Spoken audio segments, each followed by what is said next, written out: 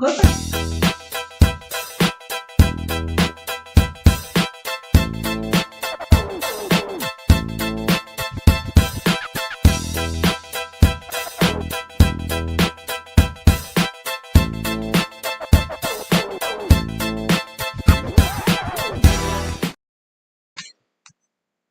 right, ladies and gentlemen, welcome back to Straight Talk. We are on point tonight, and we're going to be one. It's going to be one tonight, rather.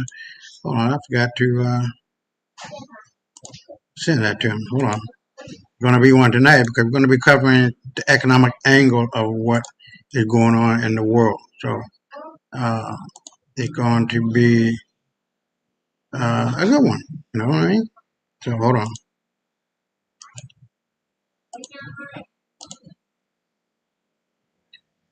So here we are. January the 27th, 2026. And hey, Brother Willie, man, like always, bro, I appreciate you coming on and coming to watch the show. And hopefully, you can get away with something, you know what I mean? So that's the whole point. One person can change this whole world around. That's what it's all about.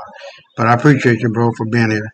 But like I was saying, tonight we're going to be covering the economic angle, but also the deep divide in this world that has been corrupted by an inept group of people that we call white today. That is just high time to cut it loose. There's no saving these people. We civilized them once in Egypt, Greece, Rome, and after Spain are ruling it for 1,000 years. Espérate, no haga nada con eso. No, ahí va a volver. Vete en... ¿Tú bañaste? O lava agua.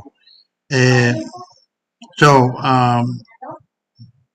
it's important to understand that these people, we just can't. There's no point in talking. There's no point in, and I really don't want to use the word, but begging. There's no point in singing kumbaya. Man, fuck these motherfuckers. They're nasty. They're dirty. Okay, quit it there. Okay, con Dios. No calibre. Yeah. So, yeah, it's been done. They're still killing us and everybody on the goddamn planet. On the last show, I showed that the manipulation of the weather is in their hands. I just seen and sent a friend of mine. Matter of fact, I go to his uh, website, not website, WhatsApp. It's this one. Just in Snickers, Skittles, Kit Kats, Jolly Ranchers, and more flagged in Florida test for elevated arsenic. What the fuck are you doing, people? White boy? Are you that fucking sick in the goddamn head that you need to kill motherfuckers? Just kill. The weather.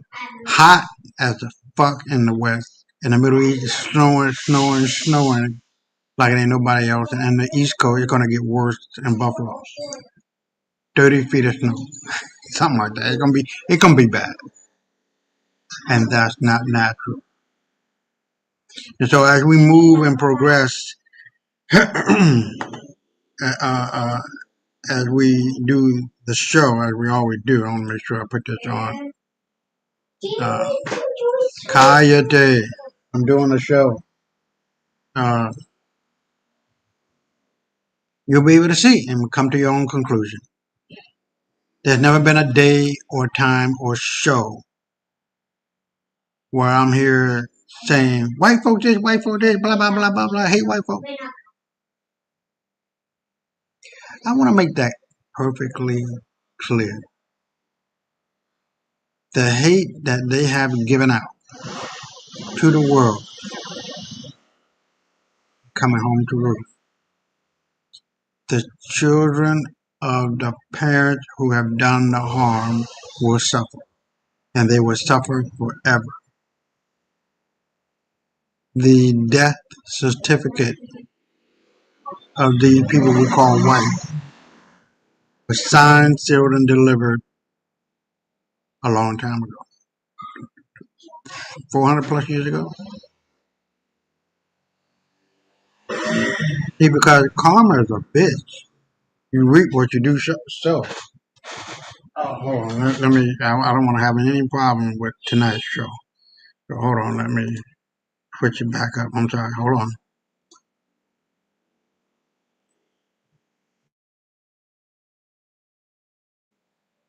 Okay. So we're on still. Can you, Brother Willie? Can you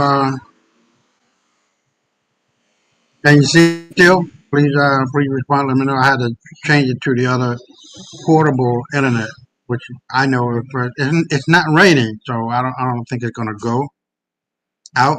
But just in case, I switched it over, which I should have done from the beginning.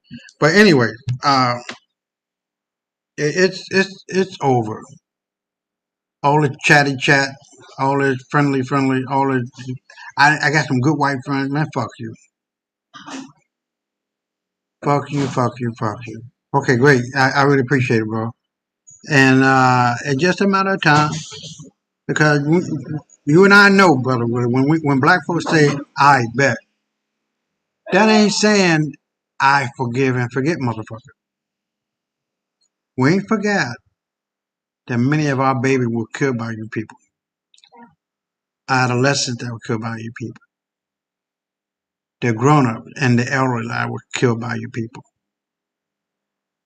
China ain't forgot what the white boy did to the tens of millions of citizens, hooking them on opium and having two wars to fight over the money that's coming out of there. Southeast Asia and Asia, Japan ain't forgot. All of the brown companies, all of the brown countries ain't forgot. Africa ain't forgot. America ain't forgot. The true Europeans who were black ain't forgot.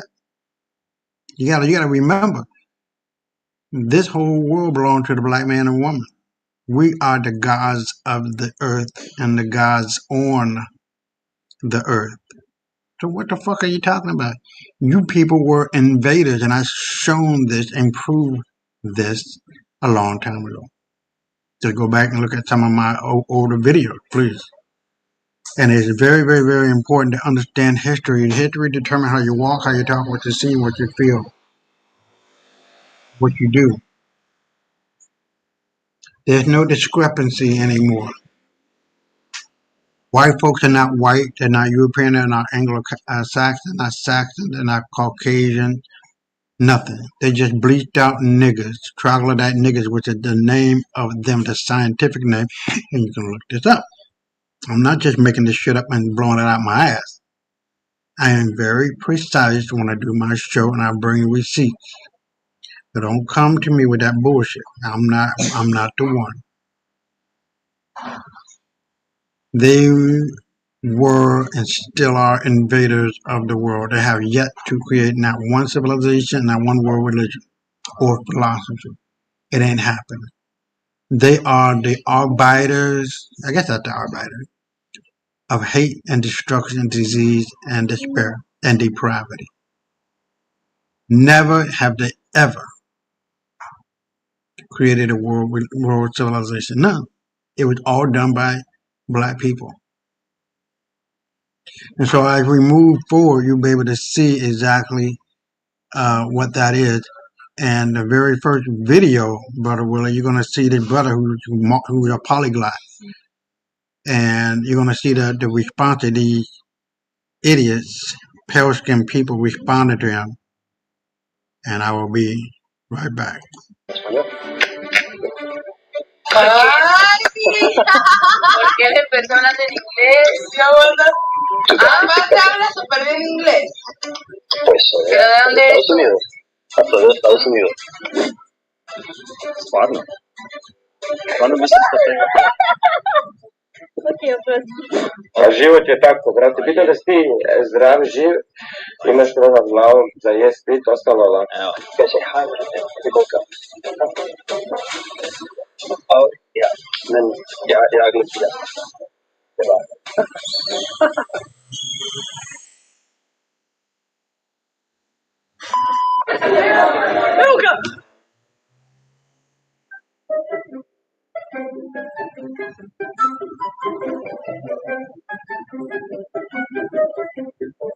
Kako se zove? A mislim, Kako se zove kanal? zašto? Pa ono, da vidimo, smo tu stvarno ulaže. Ne, ima 300.000. Stavit ću. 300.000! On je tiktoker šta priča jezike. Pa evo, ja sam mislio da sam...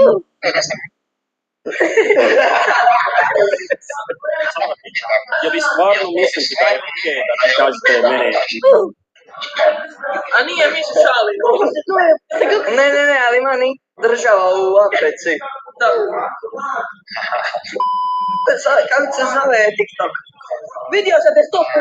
Za ispriku ćemo se svi zaprati. Za ispriku ćemo te zaprati, daj. Naći ćete mene, tamo. Tu! Ne, boj. Ajde. Hello, no. Stvarno mislim da to ima... Ok, oprosti. Oprosti, dobro, oprosti, ali zašto ti to kažeš? Kažemo, zato što gledamo reakcije. Reakcija. An interesting start today. I'm going to let the comment section deal with that one. Don't know why I keep coming back into OMTV. It's a good show. Intense force. Artificial immersion intense. We're going to have, the benefits will be right down below. USA, what state are you guys from? From Croatia. Venezuela, not from USA. We're from Venezuela. ¿Por qué no hablamos español? ¿Por qué le empezó a hablar en inglés? Aparte habla súper bien inglés. Pues, ¿Pero de dónde Estados eres tú? Unidos. Hasta de Estados Unidos. ¿De qué parte? De Kansas City, pero ahora estoy en Croacia. Verga, sabes mucho más. Yo quiero aprender italiano y francés. Bueno, ¿y por qué no lo hiciste? Porque lo haré luego. Ah, lo haré. Soy youtuber y estoy grabando ahora. Vas a estar en mi canal. En serio, pero te digo. ¿Cuál es el nombre? El nombre, bueno, ¿Cómo es tu nombre? Ok, mi nombre es Will John, eso es mi nombre, pero tengo muchos canales, ok, si tienes TikTok, Coloremi, en YouTube, tiene Coloremi Languages, Coloremi Languages, hazte un screenshot, ¿ya? Vale, perfecto. Es que no tengo muchos seguidores, tengo solo... No, es que no tengo muchos seguidores, no tengo muchos seguidores, así que no hay problema. Tengo más o menos 1 millón, así que no hay mucha gente. ¿Verdad? ¿Qué? No. So, Yo, my nigga, gaya ne manista, Brate, este internațional si țigan. wow, I've never met anybody from China. That's in Southern Europe or Eastern Europe? I have no idea. Close to Sweden and Norway. Close to Sweden. You guys speak what language though? Danish. You speak Danish? Okay, I'm from America. Teach me, what does Danish sound like? Can you say something in Danish? Rødgrød. Hvis du har ikke været i Danmark, danskerne elsker at få udlændinge til at sige rumflyde. Rumflyde. Hvor kommer du fra? Yeah, I'm from USA. Prøv bare at sige rumflyde. Rudgrud.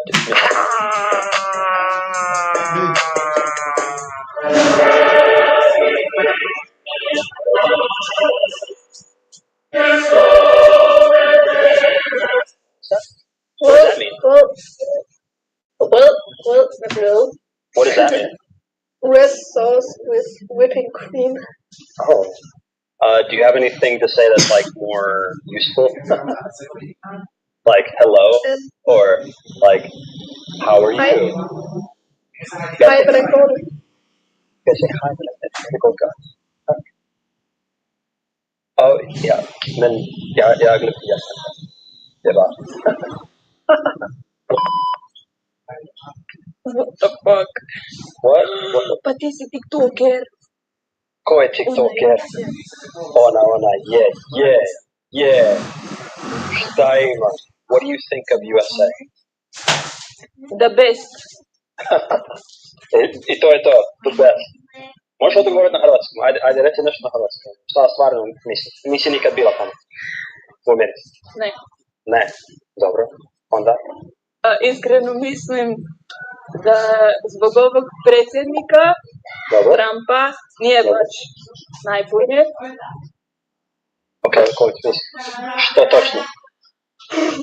Pa moraš znati objasniti. Sve. Da, dobro. Dobro, i predsjednik Hrvatske? Ha? Ko je predsjednik Hrvatske? Ko je predsjednik Hrvatske? Dobro, ko je prime minister onda? Da znaš? Ne znaš ko je prime minister? Ne znaš? Je moguće da vi ne znate jezik? Isuse Bože. Ajmo, brate. Jebem se u usta, brate, tebe su zapamtili, ti si onaj student koji nisam očekivao nikada će pričat na uši. Ti si me u to, jebem se, super, pa nije ti bilo dugo, brate, nisam se vidio. Pa dobro, da, pa malo sam bio zauzet. Kak si ti, brate, ti meni dobro? Malo sam zauzet, ali znaš kako ide. Pa život je tako, brate, vidim da si ti zdrav, živ, imaš roga glavom za jest, pit, ostalo ovako. Ja kažem, ima je gore u Africi, djeca nemaju ništa za jest, tako da, a ja, hvala Bogu, zeleno mi je sve oko mene. Pa vidi ovo što ćeš ga gledati. Bio. Dobro ti. Ti si na moru? Znaš, biznis radi ti uživaš, brate. A, pa kako misliš? Na internetu? Kurva se, brate. Kurve, izmeš. Kurve.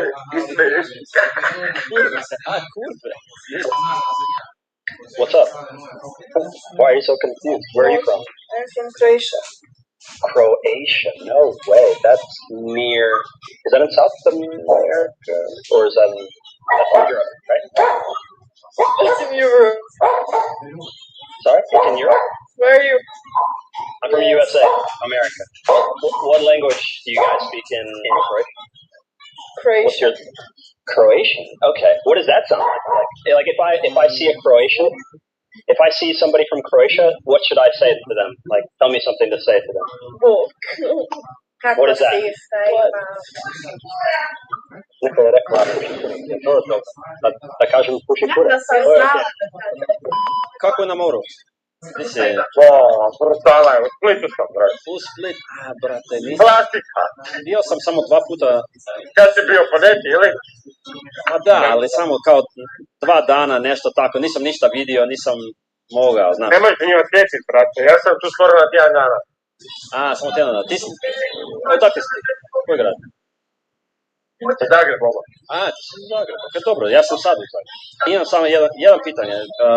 Ajde, reci mi, tu sam, ne znam koliko sam tu u Hrvatskoj, ali koji je problem u Hrvatskoj? Ako moraš reći nešto nije dobro tu u Hrvatskoj, šta bi ti rekao? Meni se tamo konstantno sve nesreće. Prvenstveno ljudi su katastrofa, ljudi su govna, stoka. U Hrvatskoj ljudi su govna, a meni čini da vi ste super. Ali možda ja sam stranac. Ko zna? Ti si stranac, vidiš ti si stranac, ja sam Balkanac, brate. A dobro. Ljudi su stoka, imaju previše predrasude, govna su, znači diskriminacija nad crncima, nad ciganima, nad Srbima, nad svima. Tako da, brate, lijepo je u Hrvatskoj za živjeti, ali ljudi su za preživjeti katastrofa. Dobro. Hi. Hi. How you doing? You speak English? Probably. Probably. I'm from Croatia. You're from Croatia. Where's Croatia? Europe? Croatia is in Europe, or? Yes. Yes. You got what language you speak? Croatia. Croatian. How do you say like hello in Croatian? Bog. Book. Book. Da. How do you say? Yes. How do you say like how are you? Kako si? A ja sam dobro, kako si ti? A je? Kako si? Jesi Ali dobro? se zna Pa pričam ja hrvatski, da. Kako si ti? Dobro. Idemo u školu, nažalost. U školu? Sada? Da. Kako to? Već je, ne znam, 2 ili nešto je 1. Nije kasno. A kaj misliš koji sam razlika? Odakle? Pa 6., 7. nešto tako. 7. Evo. Ajde skok. Evo, to sam ja. Hvala vam te. Evo. Odlično. I na jutru sam u školu. Ajde, uživajte. Vidimo se. Bog. Bog.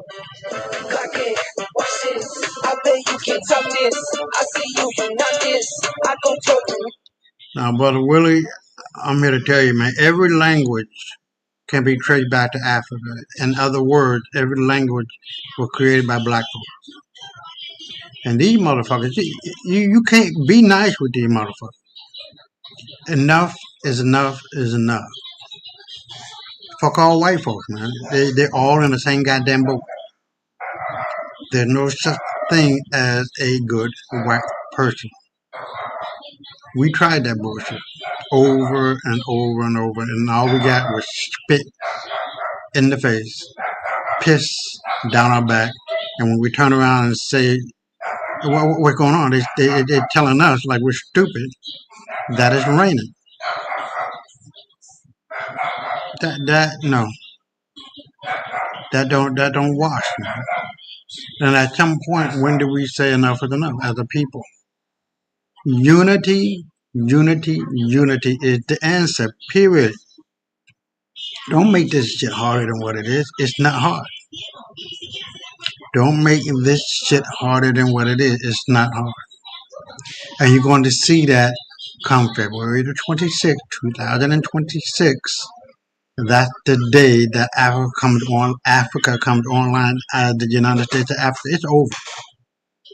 White folks are done. If you've been watching my show, I'm here to tell you that the global South is united. We're taking back our resources. Fuck America, fuck Europe, fuck everybody else who's been getting over and under us, making it look like we're dumb. No, you're the dumb motherfuckers. Because you can't do without us. We can do without you. But you white people, you can't do without us. 80% of America's military might depend on resources coming out of Africa. If you don't get it, America, you're done. Done. If you don't get it, Europe, and particularly France, you're done. There's no more crying. There's no more let's get along. There's no more can we do it on a by and by? No. I'm here to tell you, white folks, your ass is done. There's no more crying. There's no more baja ass, bájalo. Ay. There's no more nothing. You done schemed, lied, killed, blamed, and everything else to the nth degree. And it is time for you people, individually and collectively, to pay the piper. The chickens have come home to roost. All of that hate that you have spelt out over 400 years plus are now coming to your door and knocking on your door and not asking for you to open it, but they're going to bust it down. You got it. You wanted it, and you got it. So the next video really, really foretells what has happened before what is happening now and what will forever happen in the future. And I'm just going to let her, what's her name, Circus Fairy 33, bring it to the forefront that we civilized these motherfuckers 3 times and it wasn't even worth it. It really wasn't. I'll be right back. Of this, but blessed is not a word that the global majority thinks of in association with Europeans. Words like plague and colonizer, maybe, but not blessed. And the cell phone in my hand came from China.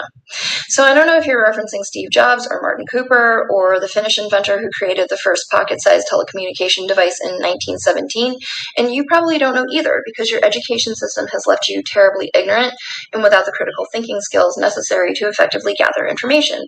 Because you believe that most great inventions can be attributed to one white person, as opposed to recognizing that the patent system is how white people colonize intellectual property. We would not have cell phones if it wasn't for the creation of the gamma electrical cell by black inventor Henry T. Sampson. And most of our cell phones would not have microphones in them if it wasn't for the particular microphone that was created by black inventor James Edward West.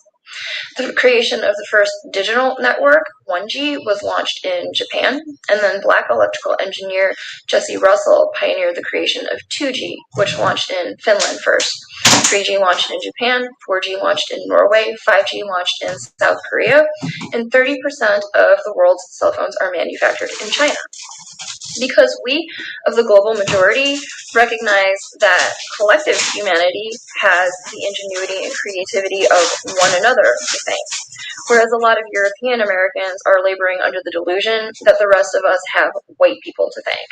And it's this narcissistic ignorance that causes people like you to do embarrassing things, like leaving comments about Europeans and cell phones on a video about systemic anti-black in the United States.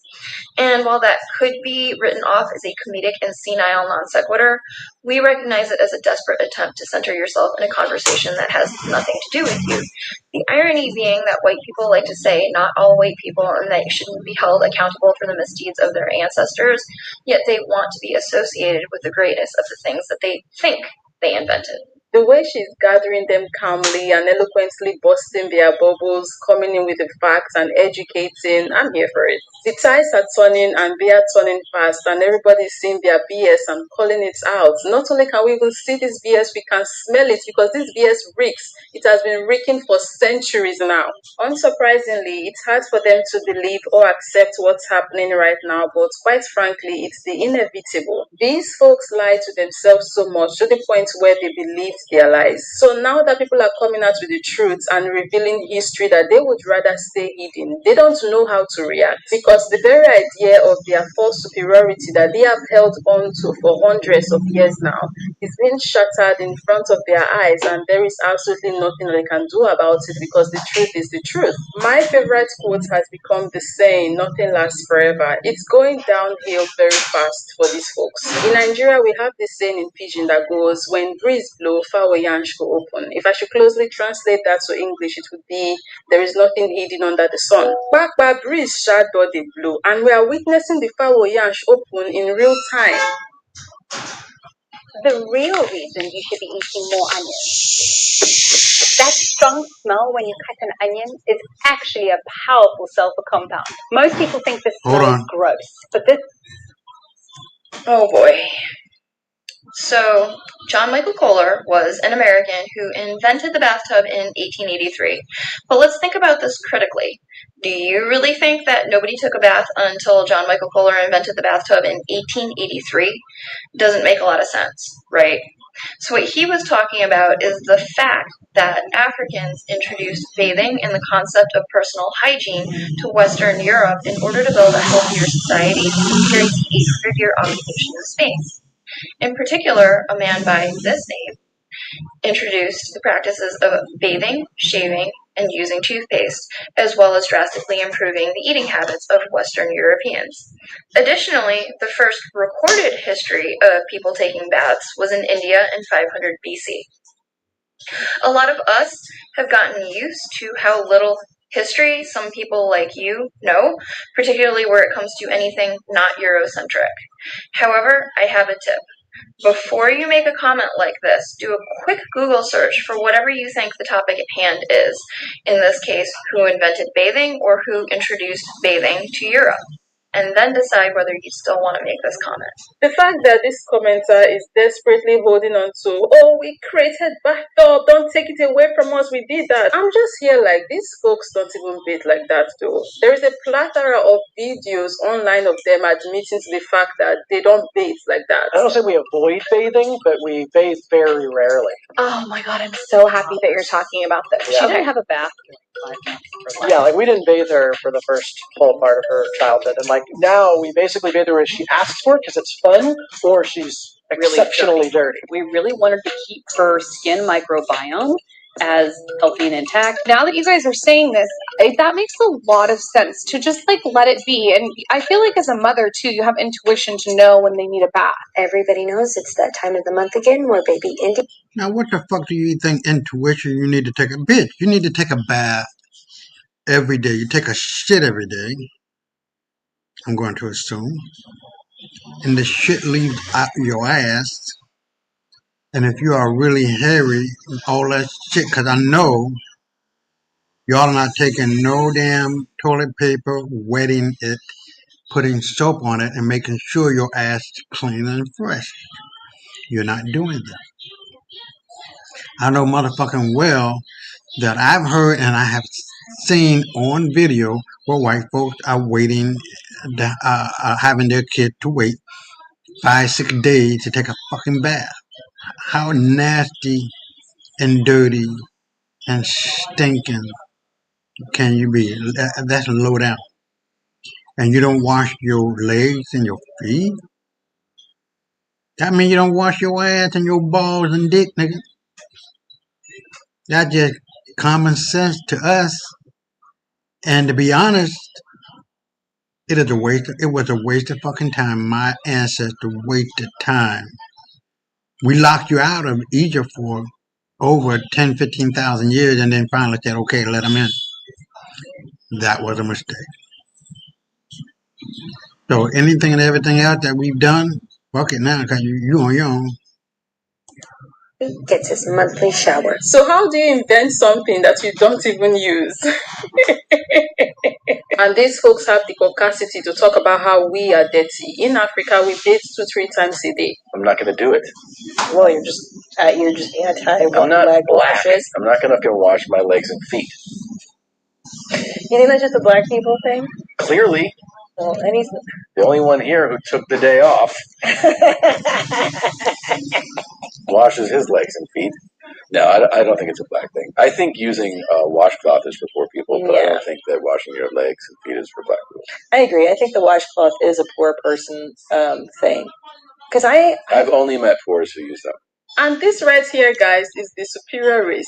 Every day they shock us on the internet. Imagine saying a tool for cleaning up is for poor people. He mentioned washcloths, but in Africa we use sponge. We bathe before going to bed, wake up in the morning, bathe again, even though you spent the last couple of hours sleeping on the bed and you did nothing. You still have to bathe in the morning. Then in the afternoon, if we come home, we bathe.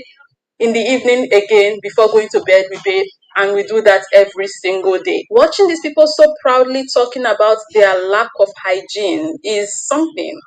Hold on.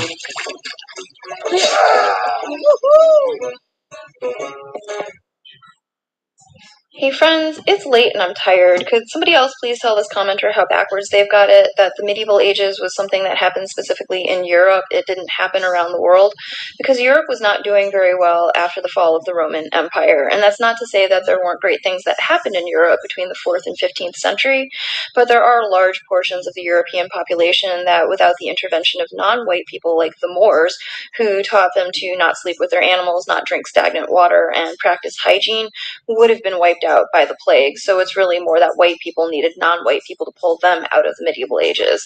And then given what some European countries started doing in the 15th century, some of us don't think it was the right decision. Okay, I'm going to bed. Thanks. Sometimes I wonder, I really think about it, like, what would the world have looked like right now? What kind of a world would we have been living in right now if we had just left them the F alone and let the plague do whatever the plague wanted to do? I do get labeled woke by the wrong people a lot, but that is actually really easy for me to ignore because it's kind of funny for several reasons. The first of which is, as you said, the whole woke mind virus thing is BS. The other thing is the people who would use woke as an insult tend to be the people that woke is not for. The concept of wokeness having originated with Marcus Garvey and the term woke having been appropriated from black people, when white conservatives call me woke as an insult, it's just funny because it's not for them to call anybody woke. The other thing is that wokeness is only an insult to them. It's not an insult to me. When black people say that I'm woke, that's a high honor.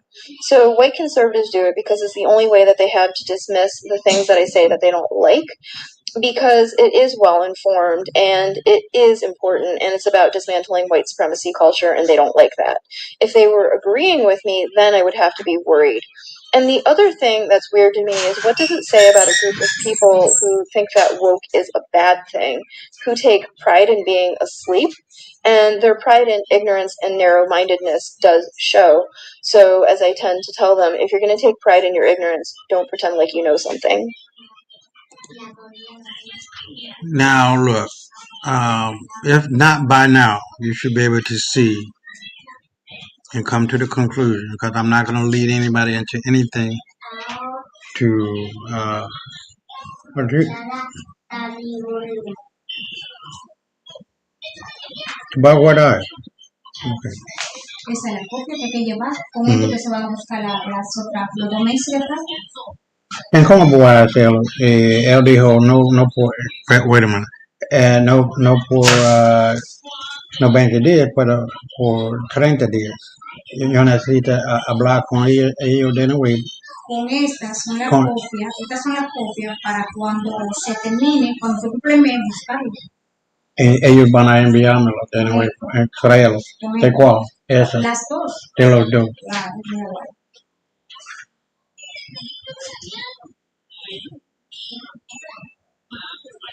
Pero se dice en la original 30 días, no 20 días.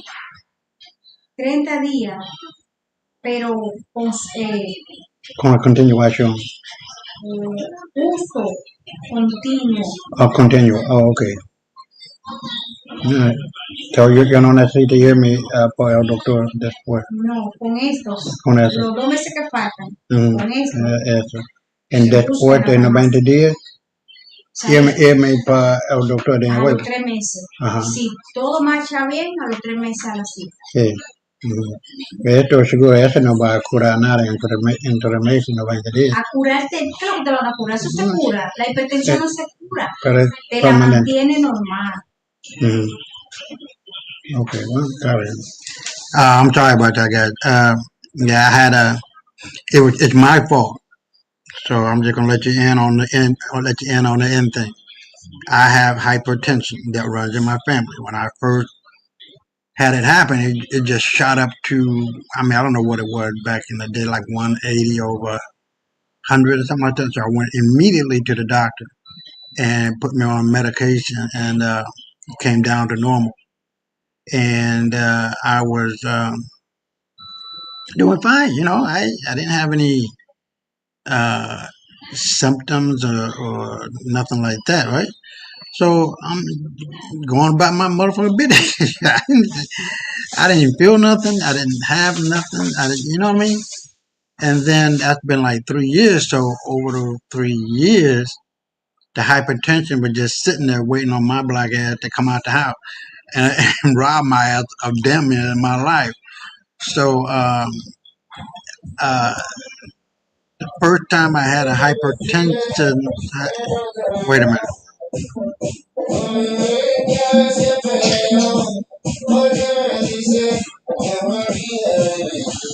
Hold on.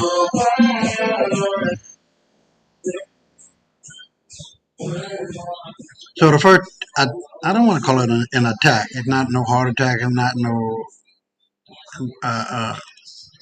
no heart attack, no brain attack, or whatever you want to call it. Nothing like that. Not. But my blood pressure shot up, guys, to 245 over 130. Now, motherfucker, I jumped up and ran my black ass to the doctor. You know what I mean? And then I would tell him about my life story and how I was under the other doctor's care. I just took it to be like, okay, everything's okay after about, what, 6 months or so. Okay, my blood pressure's okay. Back down to normal. And I didn't mind my business. And lo and behold, here I am. So the worst, highest blood pressure was 245 over 130 to 135. Now, you know, motherfucker, I could have been checked up out of it. Yeah, what the? So I got a new doctor. Everything is fine. You know, I don't have no. I got hypertension, which means the upper left muscle was going like this, real tight. It's not loose like this, you know. And so after going through a battery of tests, coming to find out it's hypertension. Now you know, motherfucking well, I'm keeping my black ass on that medication for the rest of my life. It's just one pill a day. Then I got higher than normal HDL and LDL. So your boy is alright, but I'm not going to take advantage. No, I'm not going to take take it take it for how you say it? I'm not going to take it for advantage or something, whatever the fuck it is. And I'm going to take my medicine. So don't worry, I'll be alright. So we're back down to damn near normal. The normal, it really depends. You know what I mean? They say 120 over 80, but because I'm 53, 170 pounds, not overweight, but hell, you know what I mean? That could be like a little bit higher than what a younger person might should be, like 120 over 80. So 130, 135 over 92. That's normal. But I do have my machine, so it's reflecting that it got the first three bars at the bottom, like that's the normal range, right? Then after they got three bars after that go to level 1 danger, level 2 danger, level 3 danger. And for a while, for a couple of days, it was at the level 3 danger. So now it's at level 1. But like I say, if your blood pressure doesn't always have to be neatly within the 120 over 80 range. You know, it really depends on how old you are, what your activities are. You know what I mean? So I'm in relatively good health. And he did the echocardiogram. And he said, my heart outside of the hypertension is like a 20-year-old. You know what I mean? So your boy good. But anyway, let's get back to where we was and be mindful that white folks are playing this Wizard of Oz game. All you got to do is just pull back the curtain and see this little bitch of a sun that we got blowing smoke up everybody's ass and making them look bigger than what they are. Economically speaking, politically speaking, spiritually speaking, and physically speaking, they're small. This white boy and this white girl don't know what the hell they're doing. They're very inept, and at the very best, uh, mediocre. Mediocre. They're not smart. They get all this shit from us. And once you realize that and accept that and wake up to that fact, because you know me, I be on here speaking it. And I dare motherfucker to come on here and tell me I'm wrong. Whatever I'm talking about, tell me I'm wrong, and I pay you $10,000. If you lose, you get 1,000. You can't beat that. But you better have my motherfucking money. I know that much. So nobody ain't gonna be on there. Not Tucker Carlson, not that white boy out there in London on his show. I forget. But whatever big name white boy, white girl you got, I done sent them, my book and what it's all about. They ain't called me yet. They ain't gonna call me. You know what I mean? Fuck them. Fuck all white folks. But anyway, we're gonna go on to the next one. And this chapter is 34 minutes long. They're telling it like it is, and a lot of other information on it. White rage erupts as black power is unavoidable. It's over, you guys. White folk went to sleep for 100 years, woke up to the laughter and the celebration of black folks at the finish line. It's over. I'll be right back. Has come. Our day is here, and the entire earth is going to have to bow down to us and acknowledge that we are the true Israelites of the Almighty God. Just wait on it. It's Black Power forever. Black power, black supremacy, and black superiority is here to stay. We ain't giving it back. Cause these white motherfuckers, they done fucked up. They done made justice, injustice, injustice, justice, good, bad, bad, good. It's over for you motherfuckers. But you really don't know what you're doing. Let's continue. Cracker Barrel, struggling. Target, struggling. Hospitals, shutting down. Why? Because the white dollar by itself won't keep these companies afloat. And while they play DEI, baby, they need our talent, ingenuity, and brilliance. And when black folks start pulling back their talent, their time, child, struggling. And we already seen what happened. And when we start pulling our money back, baby, they gonna find out. See, what some white folks don't understand is this. Black people are a gift. Our ingenuity, our creativity, our brilliance. It's been the lifeline of this country. We've poured into it, even when this country gave us nothing in return. And let's not forget our buying power. Our buying power hit over $1.7 trillion in 2023. Baby, that's not pocket change. That's why we see these corporations chase us when they need us. But the second they're done, baby, they toss us to the side. And that's why I don't care if Cracker Barrel puts a poster of Barack Obama. Baby, I'm still not eating there. And I don't care if Carnival Cruises comes crawling back, talking about we love diversity.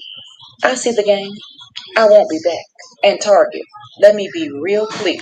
The last time I stepped foot in that store was the last time. Period. Y'all don't get to play in our faces. Use us when it's convenient, then toss us aside. Not anymore. Because above all, this country understands the dollar sign. And it's time we start reserving ours for us. That's why I keep saying black love, black unity, black strategy, black community. Because, baby, we need to build our own infrastructures from soup to nuts. So we won't be out here begging or sit at their table anymore. Baby, those days are over. So if that resonates with you, join the movement. Assalamu alaikum. Hold on. Tonight could be Laylatul Qadr. Baby, everybody won't get it. And that's fine. But those that do, we're still building. So drink your water. Stay rooted, real, and knowledgeable. And mind your black business. Happy Black History 365. And I'll see you next time. Grand Rising Kings and Queens. One thing for sure, Black Power is rising. And when Black Power is rising, the white panic is rising too. White panic is growing. You know, white panic is not emotional, it is a structural fear. And because when power shifts, the people who benefited from imbalance, they feel it first. Okay? They feel it first. And that's what I'm going to talk about today. So, Grand Rising family, I hope you are doing great. Thank you so much for your love and your support. Thank you for subscribing. Thank you for sharing. And thank you for those who are sending super thanks. And please, please, please, I want you to join my membership channel so that we can grow this channel together. Okay? So, this conversation here is not just about hate. No, no, no. We don't hate here. It's about history. It's about power. It's about inevitability. Please, let's watch these clips first and then we continue. There are so many people in America who hate us just because we are black. They have no other reason for hating us. We have never done anything to them personally or to their ancestors, but they hate us so bad just because we exist. And if you ask them why they hate us, they will tell you things like, because they're out there killing each other and committing all this crime. What does that have to do with you? You don't hate us because we're killing you, but you hate us because we're killing each other? Somebody make it make sense. When all the protesting went down with George Floyd, they were mad at us. They even said it. They're burning down their own buildings in their own communities. What does that have to do with you? How are you mad at us for tearing up our own communities? They'll say things like their men are always going to jail. They have baby mamas. All black women, they're single mothers and they have to raise their kids by themselves. What does that have to do with you? How are you mad at us because of our suffering? Make it make sense. Like I said, we're not doing anything to bother them. We're tearing up our own communities. We're tearing each other down, just like everyone else does. If you do your research, you will learn that white men commit far more violent crimes than black men do, but still we're the ones who are hated. And it takes me right back to the powerful word of the living God. When King David said, those who hate me who hate me without a cause, are more than the hairs of my head. People hated him without a cause, and the same thing they are doing to us. Just like Jesus said, they hated me first, so you know they're going to hate you too. No servant is greater than his Lord. It always proves who we are. It always shows that we are the true children of God, the Hebrews of the living God, because our life matches the things that our fathers said and their fathers said. The same things that we are going through today are the same thing that our fathers have gone through. This is why the slaves who were released from captivity, this is why they kept holding on to that Bible. They kept holding on to Jesus. They kept holding on to that spirit because they knew, wait a minute, that sounds like me in my life. Hold on. The things that they went through are the things that we have gone through. It has to be me. I have to be a part of that family because that sounds just like me.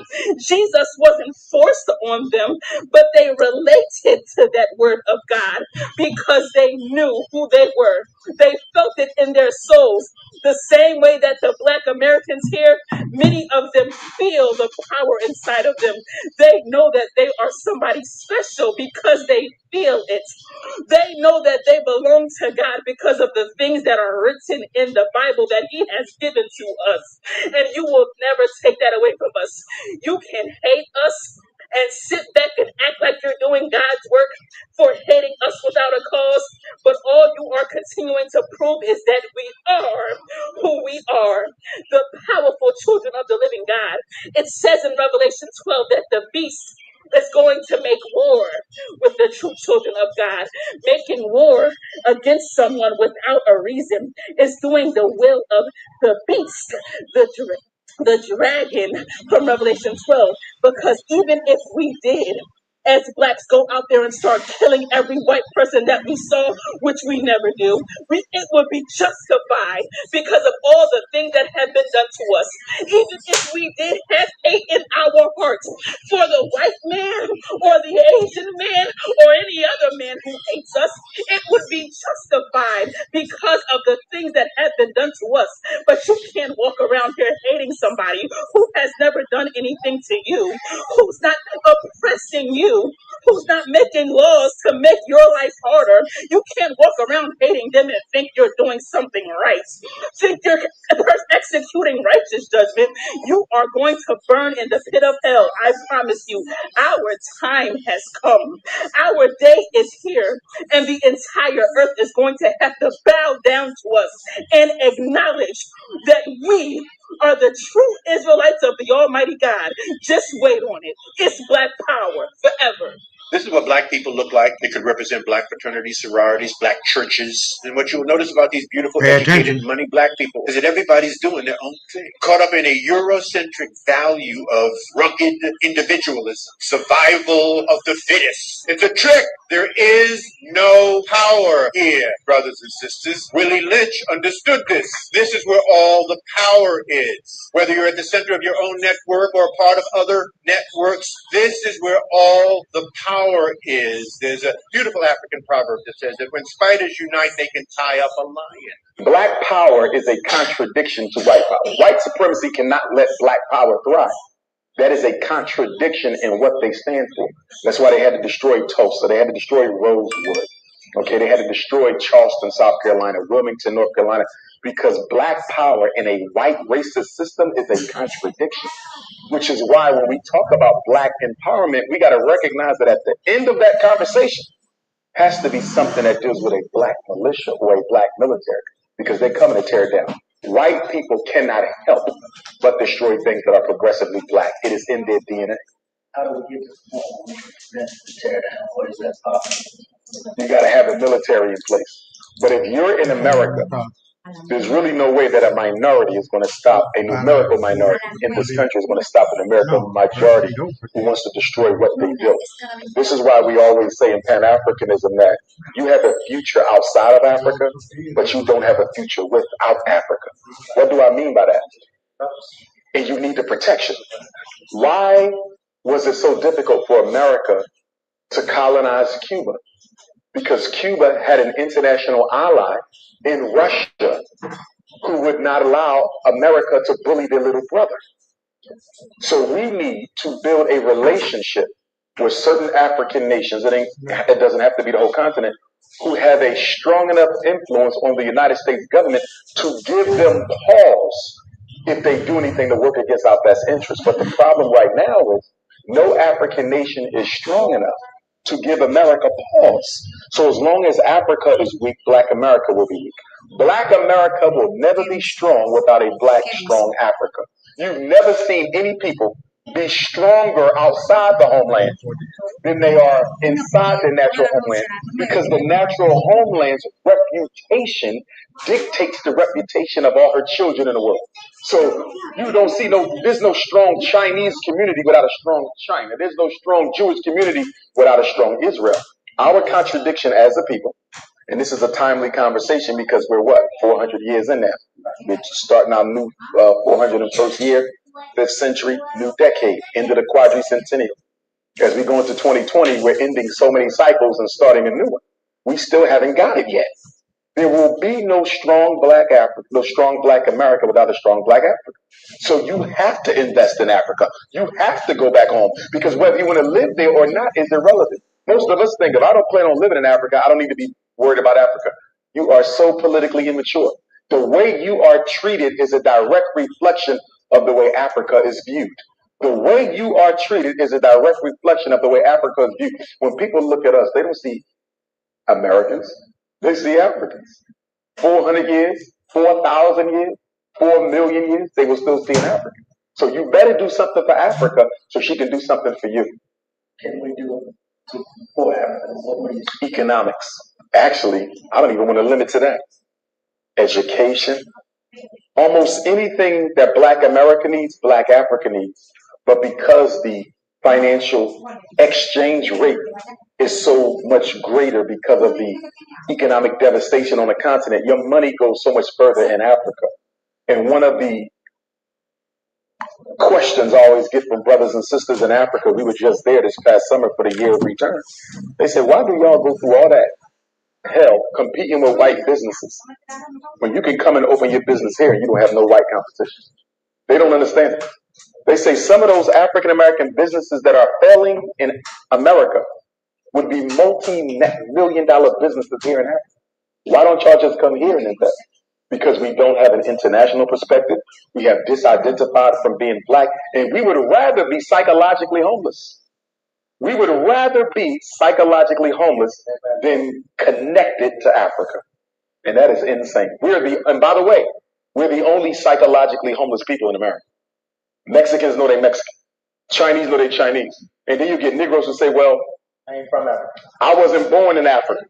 Well, neither was the Chinese American. He's 6th generation USA, but he's still Chinese. That flag still waves in that house because he knows his origin. You have to know your origin and you have to claim it. We're the only ones who don't. Hold on. Dreams start small, from getting your domain to creating your website. It's the first thing you ought to understand in your minds so that you be crystal clear. Black power is the coming together of black people to fight for their liberation, period. The forms of that will be defined by black people. Black people will know. Now then, the importance of black power in terms of a conceptual program has to do with the types and approaches of racism that exist in this country. There are two types of racism in this country. There is an individual act of racism, and there is what we call in SNCC institutionalized racism. Now, let me give you an example of both and the response of the nation, or most segments of this society, to both of them. If white people bomb a black church and kill 5 black children, that is an act of individual racism. And most segments of this society deplores such an act, all right? But now in that same city, Birmingham, Alabama, if not 5, but 500 black babies die each year because of lack of proper food, medical facilities, housing, and thousands more black people are maimed physically, educationally, intellectually, and mentally. That is an act of institutionalized racism. And that is what goes on in every major ghetto of this country, institutionalized racism.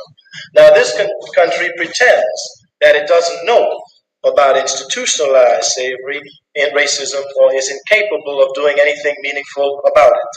And that's what you have to understand. Therefore, the solutions that they present to us are solutions on an individual basis, not a solution to counteract institutionalized racism.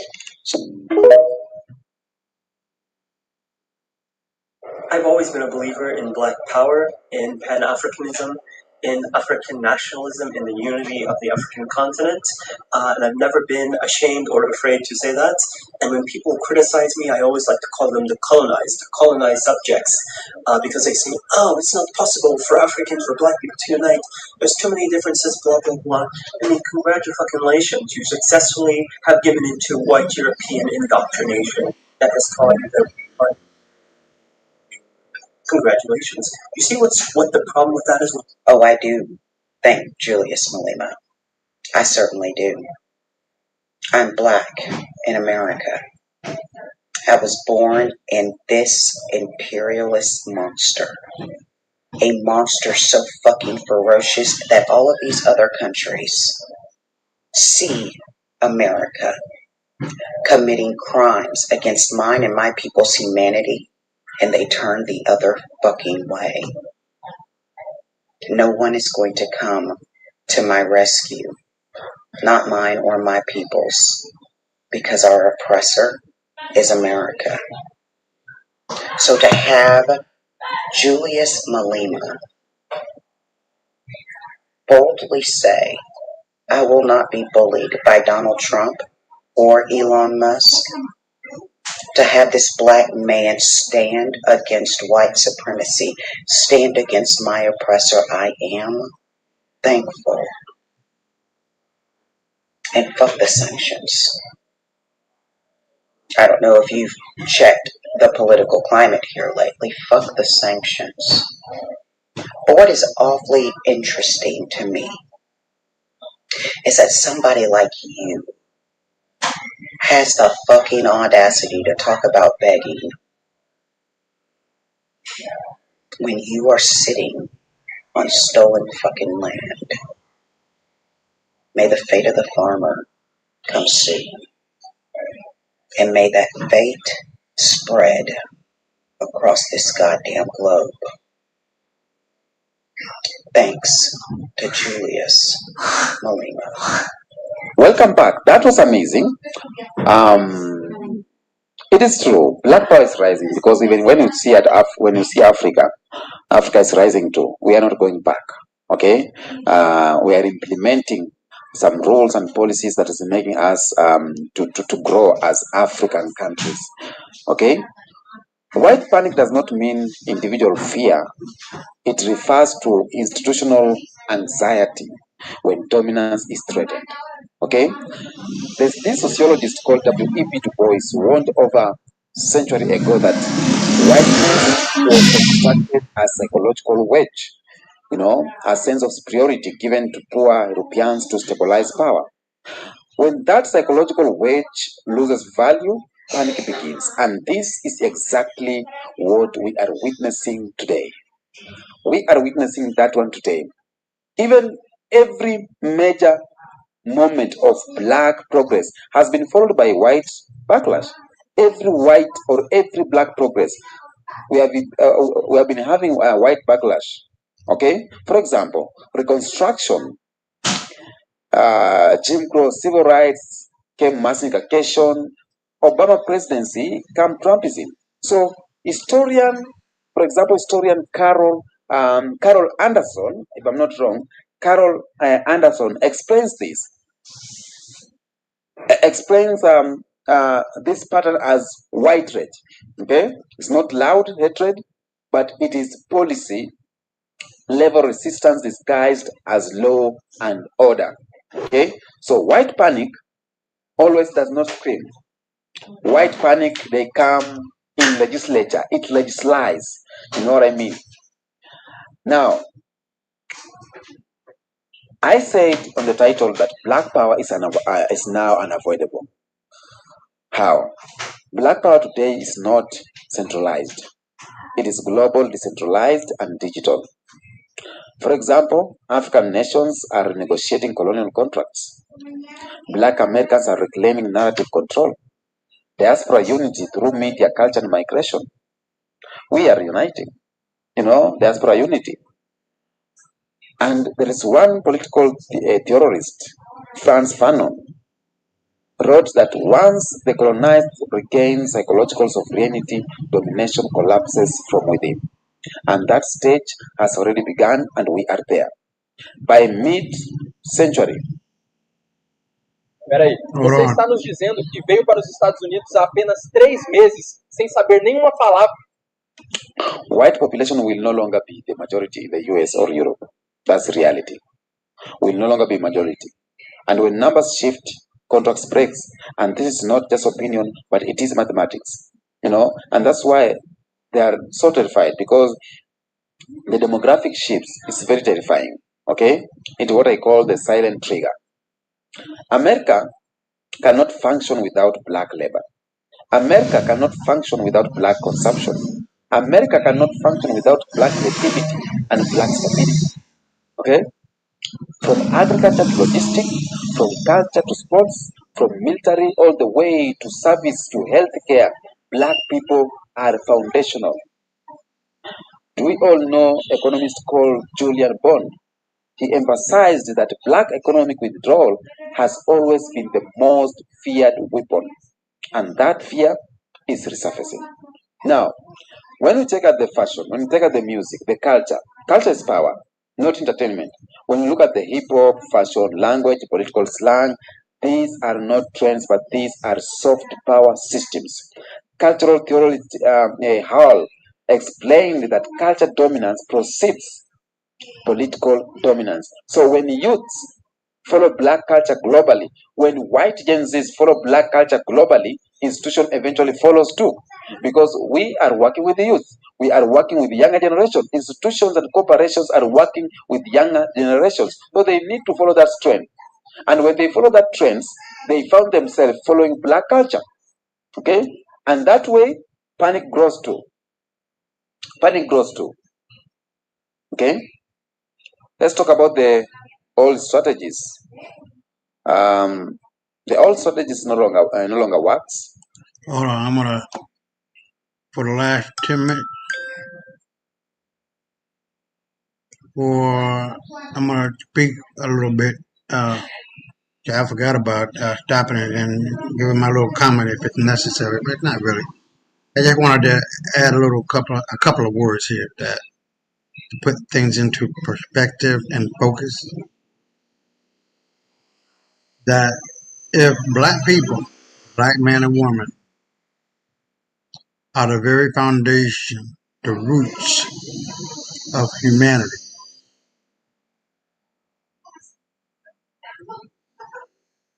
then what the fuck are you thinking and doing? You are the very engine that the world runs on. You are the very culture, language, art, science, mathematics, fashion that the world runs on. Hold on.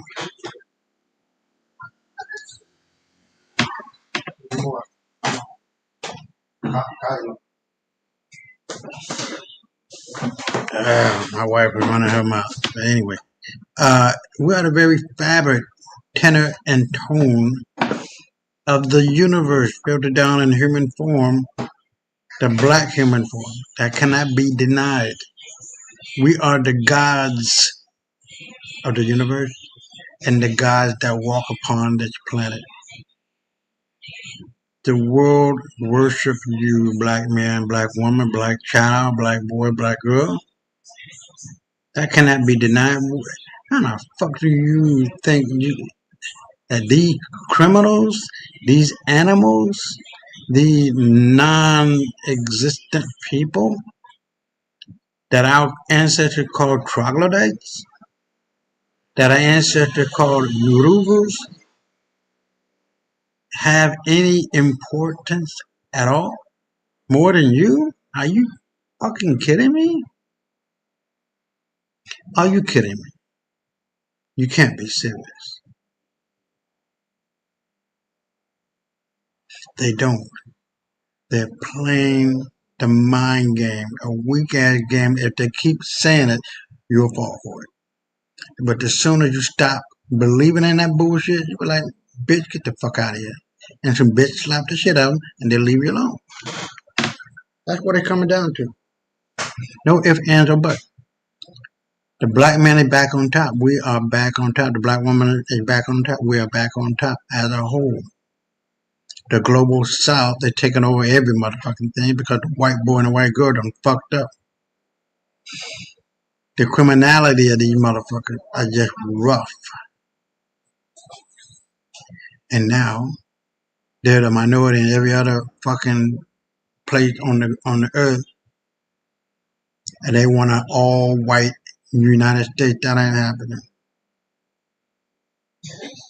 They're letting the Croatian come in. They're letting the Ukrainian come in. They're letting all these people who are white. You heard Pete Hex says this, and Donald Trump says this. In other words, you niggas gotta go, and the white person, the white people gotta come in. Hell, even the Cubans, they're too damn dark. They're getting them out. Getting them out. It ain't got the shit to do with the Somalis. Yeah, they doing some hellified scheming, but look at these fake ass Jews in New York and other places running game. I did that little piece about that Saturday night.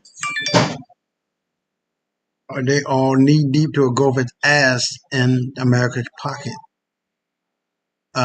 Rental assistance, what do you call that? Anybody that know, please write it. Rental assistance, they got welfare, and they got the nerve to say God said go forward and multiply. Bitch, he didn't say to be lazy. That you just, sit your ass up on the government payroll.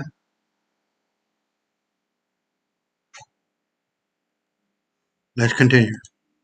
Tokenism is exposed. Gaslighting is achieved or archived. Media monopoly is broken.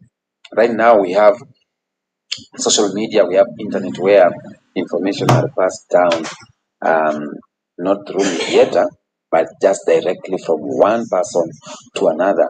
We as Africans here, we talk directly to our black American brother. That means what? We don't need mediator to unite. We don't need mediators to talk to our brothers and sisters.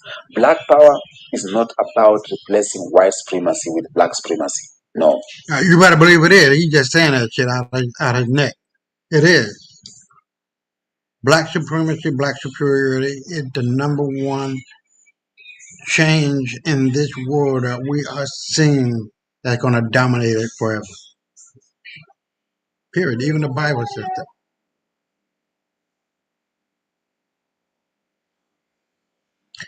No more suffering, no more pain. We've been through and gone through the worst of it, and now the world will bend over and make themselves our footstool.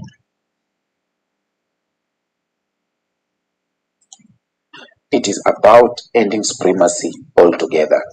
And there is one, James Baldwin said, if I'm not who you think I am, then you must question who you think you are. And that question is what they fear the most. Talk about that. Okay? Now, let me focus on white panic. To understand white panic today, we must first understand why it was created. White panic did not begin with protest. White panic did not begin with social media. It began the moment Europe realized it could not dominate the world without African labor, without African lands, and without African humanization. That's not rhetoric. It is historical records. Okay? So, slavery was never a moral accident. It was a deliberate economic system engineered to fund European expansion. Okay? When you check at the history, when we check at the British banks, when you look at the insurance companies, look at the shipbuilding industries, early factories of the Industrial Revolution, without the black labor, there is no modern Europe. Without black labor, there's no one of that could have rise. And this is why the fear of black independence was baked into a system from the very beginning, because they know if these black people can do these things, what if they are on their own and they are united? That means what? They will be in power. Europe did not enslave Africans because Africans were weak.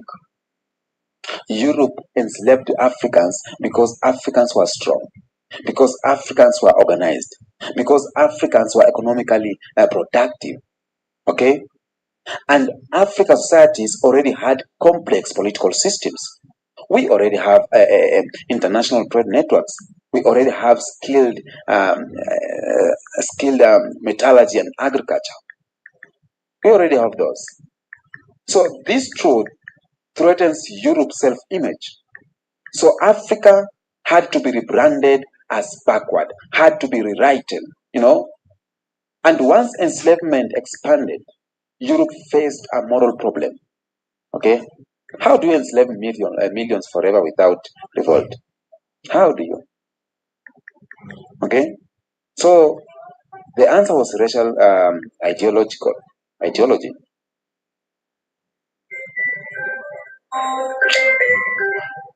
Hello. Yes. Nani? Mambo. Uko aje mama? Uko poa kabisa?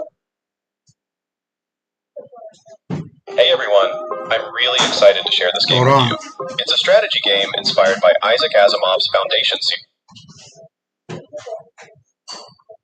Sikukuja sababu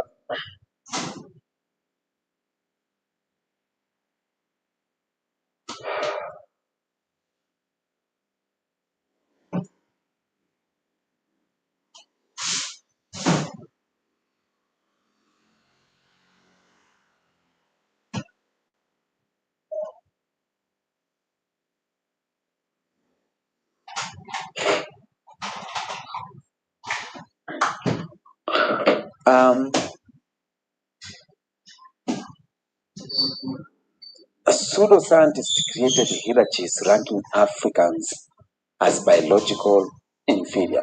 But real scientists have come out and they have spoken the truth about this, and even white scientists, they cannot they cannot deny the truth about Africans.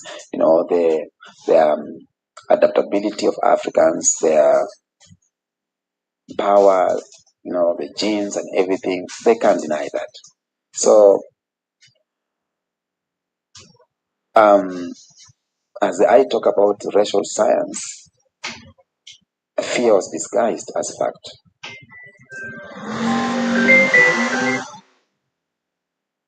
Fear was disguised as fact. You know what I mean? Now, white panic did not grow because black people were passive. It grew because black people never stopped resisting.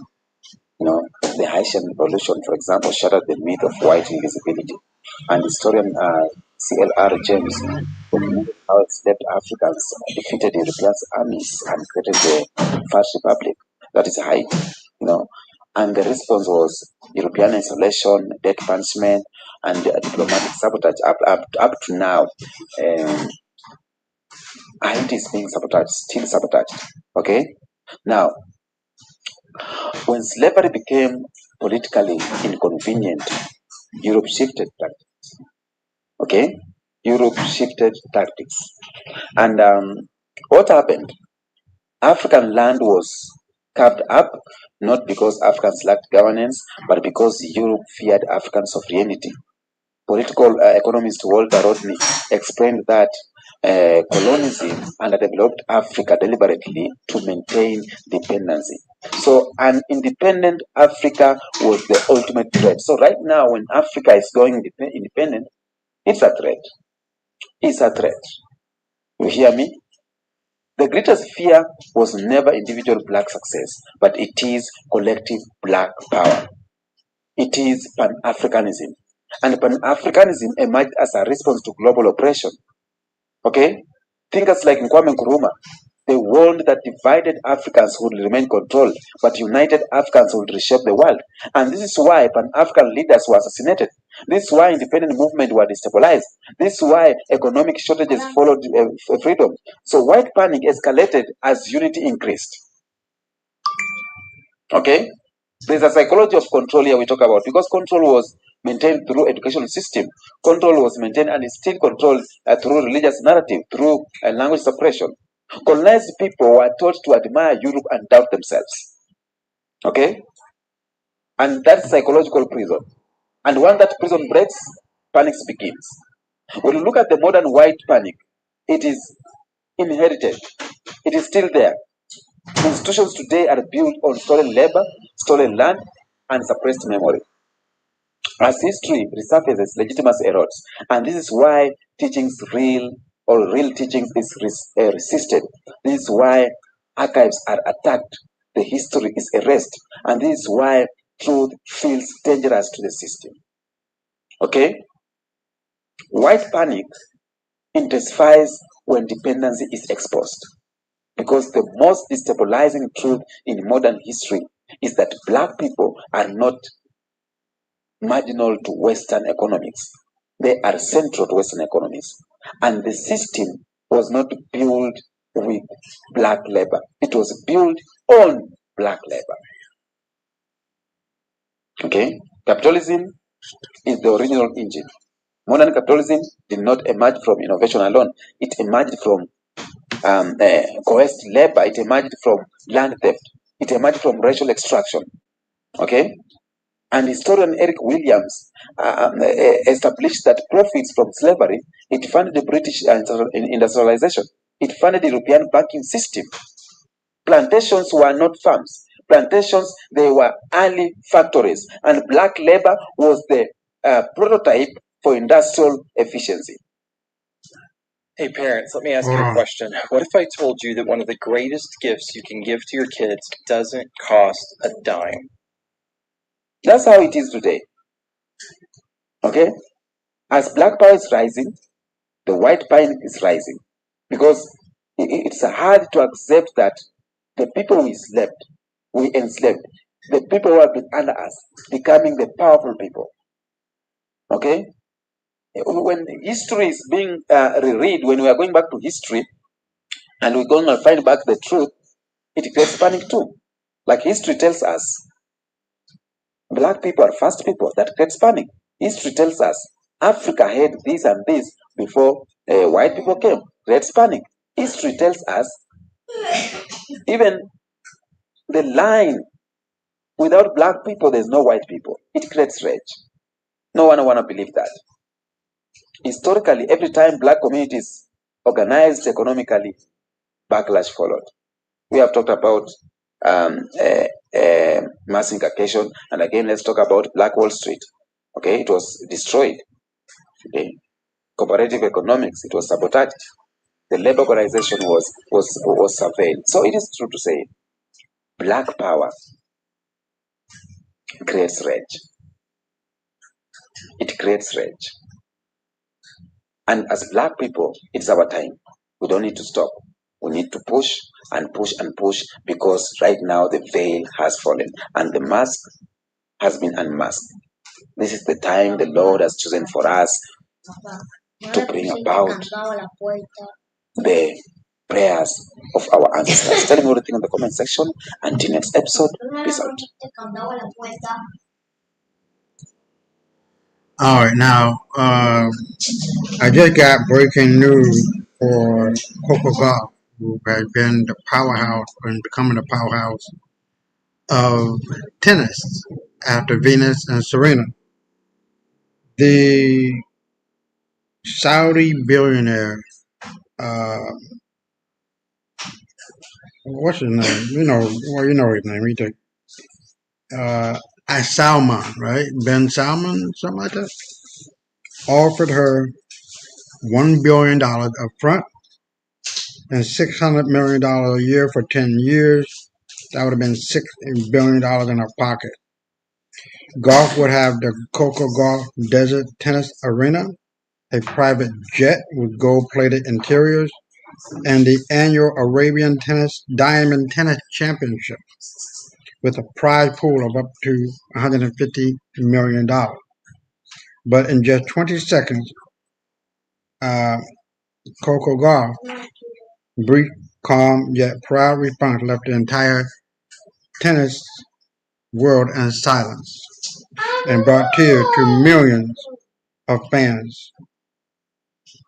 Now I'm going to this showed up on my on my feed. No, I'm gonna hold on. I'm gonna show this so you guys can see it.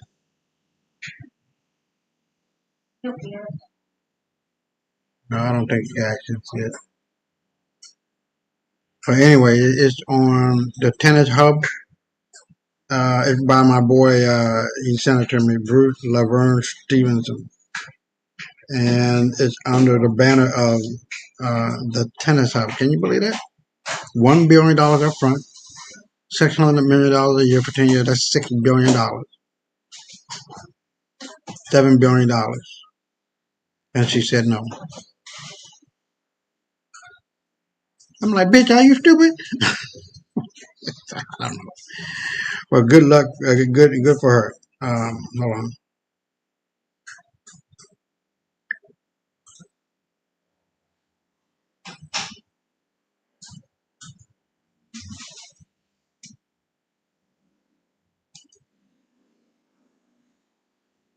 Yeah, she turned her down. She turned it down. Man, I would have been and still playing. I would have took that money and still be playing. Ben Salman said, "Be the queen that you are." Shockwave through the tennis world. A Saudi billionaire kneels and begs Coco Gauff to leave the WTA and become the queen of the new Desert Tennis League, offering the largest contract in sports history, $1 billion upfront and $600 million per year. Now you know, motherfucking world, we're about to get some money. We're the richest people on the planet, and Burkina Faso just discovered oil. Bitch, please shut the fuck up, sit down. Okay, this is what I'm talking about. It's over for white folks. They know when we are united and we get back what they stole, all of the blessings that don't belong to these motherfuckers. It come to us, the flower beds of Eve that we're supposed to be laying on. We will be laying on it for all of eternity.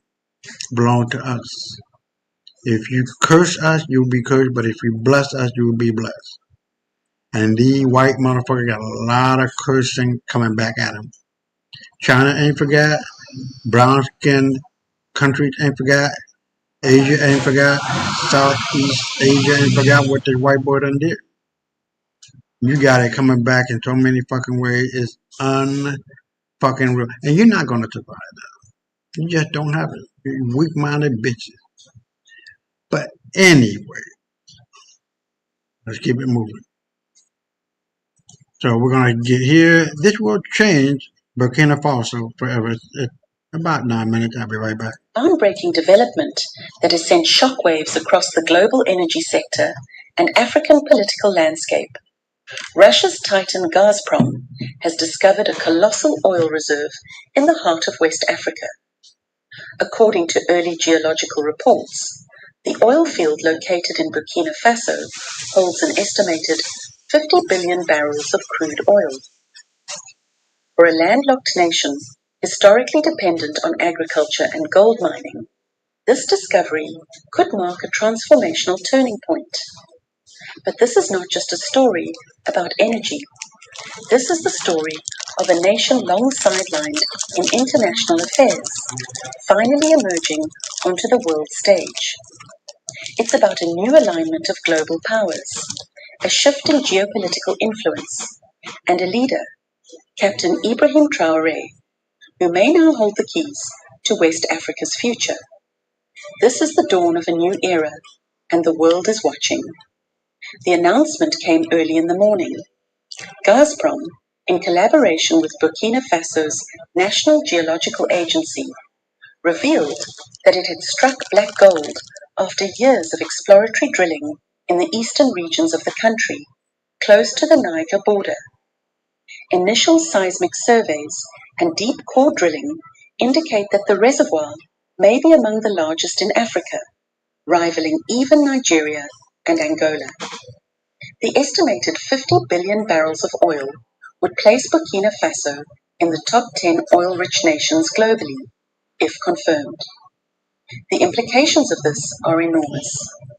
Until now, Burkina Faso has relied on a modest economy, driven primarily by subsistence farming and gold mining. Its GDP has struggled under the weight of sanctions, political instability, and security challenges from extremist insurgents. But now, oil has rewritten the narrative. This discovery comes at a moment when Burkina Faso is undergoing dramatic political and ideological shifts. Since Captain Ibrahim Traoré assumed leadership in 2022 through a popular military-led movement, the country has embarked on an aggressive campaign to reclaim its sovereignty, eject foreign military presence, and redirect its economic and social systems towards self-reliance. Under Traoré, Burkina Faso has expelled French troops and closed French military bases, forged strategic alliances with Russia, China, and fellow Sahelian nations like Mali and Niger, launched massive infrastructure and agricultural development projects, pursued a pan-Africanist agenda that prioritizes African unity and resistance to neo-colonial influence. The oil discovery by Gazprom is a direct result of these new geopolitical alignments. Russian expertise and funding were made available precisely because Traoré was willing to reject Western dependency. And now, that gamble appears to be paying off. With 50 billion barrels of oil potentially in play, Burkina Faso could be on the verge of an economic revolution. Revenue from oil exports, if managed wisely, could finance massive public infrastructure and social welfare projects, provide universal education and healthcare, transform the country into a regional economic powerhouse. But the question looms, can Burkina Faso avoid the infamous resource curse that has plagued many oil-rich African nations? Countries like Nigeria, Angola, and Equatorial Guinea saw wealth concentrate in the hands of elites, while corruption, environmental degradation, and inequality worsened. Captain Traoré has repeatedly emphasized that any revenue from national resources will be reinvested directly into the people. His government has already begun drafting new sovereign energy laws that will ensure public ownership, transparency, and equitable distribution of oil revenues. Gazprom's presence in Burkina Faso is part of a larger Russian strategy to deepen ties with Africa. Over the past 5 years, Russia has signed major energy deals with countries like Egypt, Algeria, and Mozambique, deployed private military contractors to support regimes aligned with Moscow, hosted high-profile Russia-Africa summits to promote alternative alliances. For Gazprom, the Burkina Faso oil field is both a lucrative venture and a geopolitical victory. It sends a message to the West. Russia is now a major player in shaping Africa's future, and for countries like Burkina Faso, it means breaking away from exploitative arrangements of the past. The discovery has sent ripples across West Africa. Neighboring countries are reacting with a mix of hope and anxiety. Mali and Niger have already expressed interest in collaborating on regional pipelines and refining facilities. Meanwhile, former colonial powers like France are watching nervously, knowing they've lost a strategic partner. The African Union has applauded the news, calling it a moment of hope and a symbol of African potential. However, international watchdogs and Western media have raised concerns about transparency, governance, and environmental impact. Traoré's government has responded by inviting independent observers to monitor the exploration and ensure compliance with international standards. On the streets of Ouagadougou, celebrations erupted following the announcement. Citizens waved flags, danced in the streets, and declared their support for President Traoré's leadership. Interviews with locals reveal a blend of excitement and cautious optimism. "This is the miracle we've been waiting for," said one university student. "If Traoré keeps his word, we will finally be free from poverty." Civil society groups have already started grassroots campaigns demanding that the oil wealth be used for public good. Slogans like "Not one barrel for corruption" and "Our oil, our future" are gaining popularity. While the discovery is momentous, it brings immense responsibility. The government faces critical decisions. Will it build refineries at home or export crude oil? How will oil revenues be managed and distributed? Can it resist the corruption and instability that often follow such windfalls?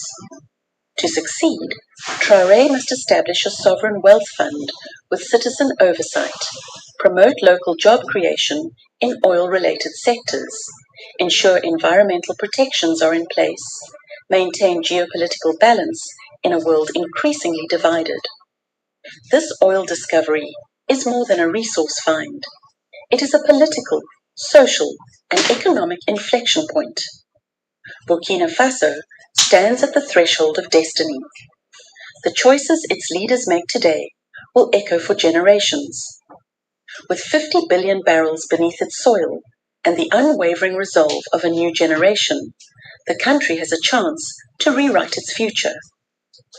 As the sun sets over the Sahel tonight, one thing is certain: the world can no longer ignore Burkina Faso, not just because of what lies beneath its land, but because of the strength, courage, and vision of its people.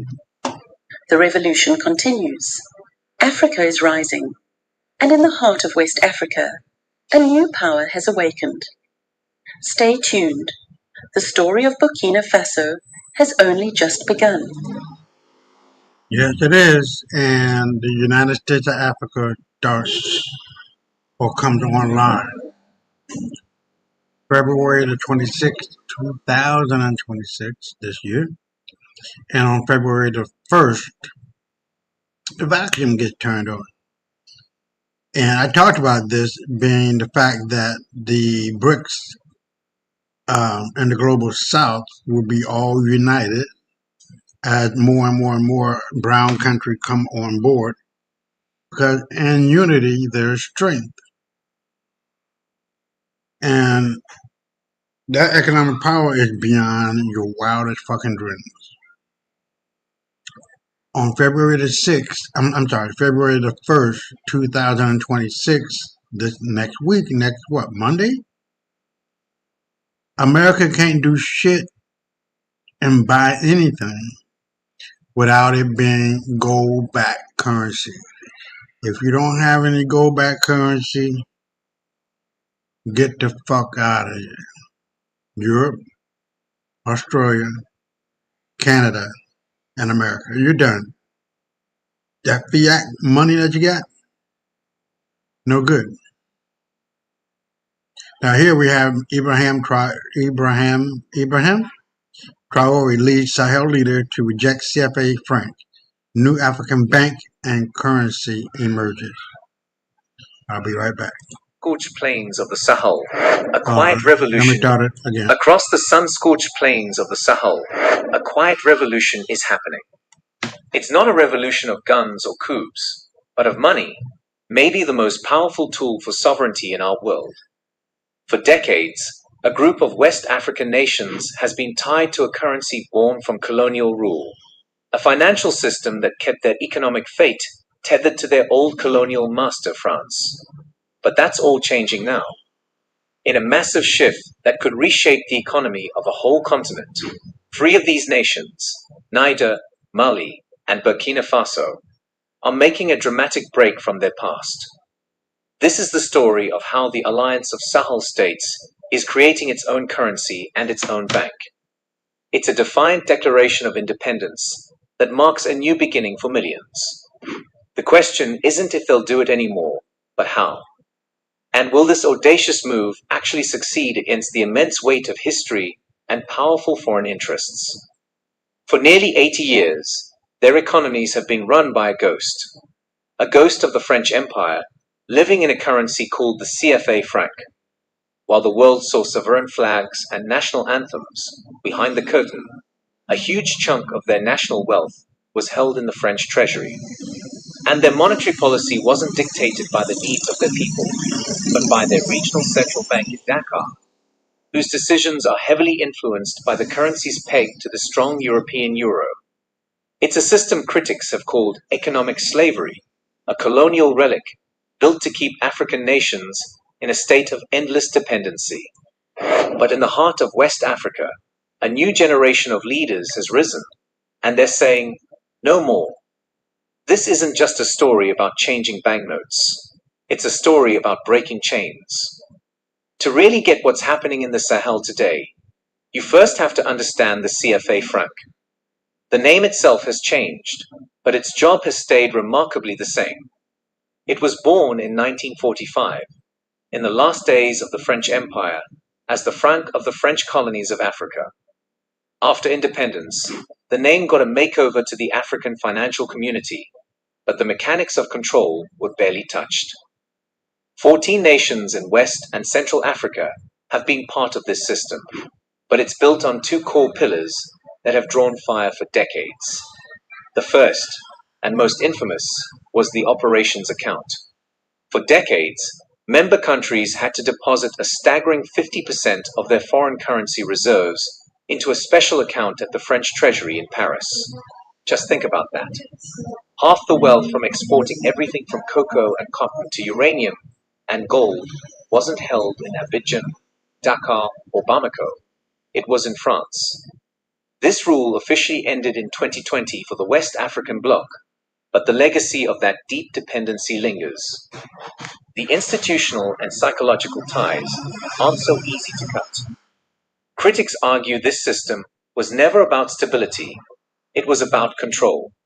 It gave France incredible leverage and a direct view into the financial health of its former colonies, creating what many, like Togolese economist Kako Nubakbo, have called a state of voluntary servitude. The second pillar is the fixed exchange rate. The CFA franc was pegged to the French franc, and when France joined the Eurozone, it got pegged to the euro. Supporters say this protects against inflation and creates a stable environment for investment. But stability for who? Critics point out that being tied to a strong European currency has had devastating effects on local economies. When your currency is artificially strong, your exports become expensive and uncompetitive. At the same time, imports from Europe get cheaper, flooding local markets and killing off new industries before they even have a chance. As Senegalese economist Ndongo Samba Sulla explains, a currency is a core political tool. Taking away a state's monetary sovereignty means taking away its most powerful instruments for economic change. CFA countries can't devalue their currency to boost exports. They can't adjust interest rates to stimulate local businesses. Their monetary policy is effectively outsourced, tied to the priorities of Europe, not the developing economies of the Sahel. The result? A system that locks these nations into a classic colonial model, exporting cheap raw materials and importing expensive finished goods.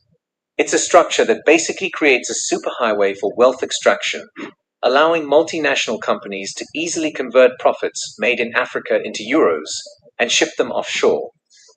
Perhaps nothing shows this power imbalance better than the devaluation of 1994. In January of that year, the value of the CFA franc was cut in half overnight.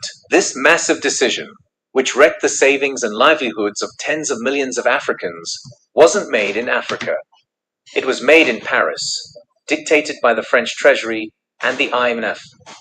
African leaders weren't consulted. They were told what was happening.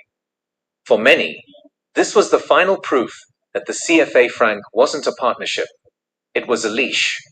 It was a system of golden chains, giving the illusion of stability while preventing any real move towards true economic freedom. This is the system that Burkina Faso, Mali, and Niger are now dead set on dismantling. The path to this revolutionary break wasn't paved overnight. It was built on years of simmering frustration, a series of political earthquakes, and the rise of new military leaders who tapped into a deep well of popular anger. For years, activists and intellectuals have blasted the CFA franc as a neocolonial tool, with figures like Candy Saber famously burning a 5,000 CFA note in protest. But it took a cascade of coups to finally turn that popular anger into state policy. It started in Mali with coups in 2020 and 2021 that brought Colonel Assimi Goïta to power. Then, in Burkina Faso in 2022, Captain Ibrahim Traoré rose to lead the nation. Finally, in Niger in July 2023, General Abdourahmane Tiani took control. These weren't just simple coups. They were political earthquakes fueled by public fury over endless jihadist insurgencies and a deep feeling of betrayal by traditional partners, especially France. The new leaders accused French forces of failing to stop the violence. They framed themselves not as junta leaders, but as liberators who would finally cut the remaining colonial ties. Their language was unapologetically pro-sovereignty. Captain Traoré of Burkina Faso declared, "We will break all ties that keep us in slavery." General Tiani of Niger was even more blunt. Currency is a sign of sovereignty. It is no longer acceptable for our states to be France's cash cow. Their first moves were geopolitical. They kicked out French troops and ambassadors, tearing down France's military presence in the region. This sent shockwaves through Western capitals, which fired back with sanctions, mostly through the Economic Community of West African States, or ECOWAS. The regional bloc suspended the three countries and hit them with harsh sanctions, hoping to force them back to civilian rule. But the sanctions backfired spectacularly. Instead of isolating the juntas, the pressure pushed them closer together. On September 16, 2023, Mali, Burkina Faso, and Niger signed a charter creating the Alliance of Sahel States, AES. What started as a mutual defense pact quickly grew into a plan for deep political and economic integration. They saw ECOWAS not as a neutral party, but as a tool of foreign powers. The final decisive break came in January 2024. In a joint statement, the three nations announced they were leaving ECOWAS, accusing the bloc of imposing illegal, illegitimate, inhumane, and irresponsible sanctions. This was more than a political divorce. It was a declaration of war on the old system. By leaving ECOWAS, a move that became official 1 year later, the EAS was rejecting the existing regional order. They were clearing the ground to build something new, something that was entirely their own, setting the stage for their most audacious move yet, creating a new currency and a new economic destiny. With the political and military groundwork laid, the alliance of Sahel states zeroed in on the main event, economic sovereignty. Talk of a new currency, once just a dream of Pan-African activists, was now the official policy of a confederation of states. And this wasn't going to be a half measure. This was a complete overhaul, starting with building their own financial institutions from scratch. The first cornerstone was laid in late 2025 with the creation of the Confederal Bank for Investment and Development, or BCID, AES. Announced by the finance ministers of the three nations, the bank was launched with an initial capital of 500 billion CFA francs, about 895 million US dollars. This wasn't seed money from the World Bank or a loan from the IMF. The funding came directly from the member states themselves, a powerful symbol of self-reliance. The bank's mission is to power their shared development, funding crucial projects in infrastructure, energy, and food security, all without the strings that usually come with foreign aid. The bank is the practical first step. The ultimate goal is to introduce a new shared currency to replace the CFA franc completely. While there's no official launch date yet, the leaders' vision is crystal clear. They're not just hinting at it anymore. They're actively working on it. This new currency, as some have suggested, would be a radical break from the CFA model. Instead of being pegged to a foreign currency like the euro, the new Sahelian currency could be backed by the immense natural wealth of the region itself. This is a critical point. The AES countries are rich in resources. Mali and Burkina Faso are some of Africa's top gold producers. Neither has some of the world's biggest uranium reserves. By potentially anchoring their currency to these real assets, the AES hopes to create a monetary system based on their own productive power, not Europe's monetary policy. It's a move that taps into the bigger global conversation about de-dollarization and the search for alternatives to the Western-dominated financial system. This is the climax of their fight, shifting from just criticizing the old system to actively building its replacement. The AES is creating a parallel economic universe.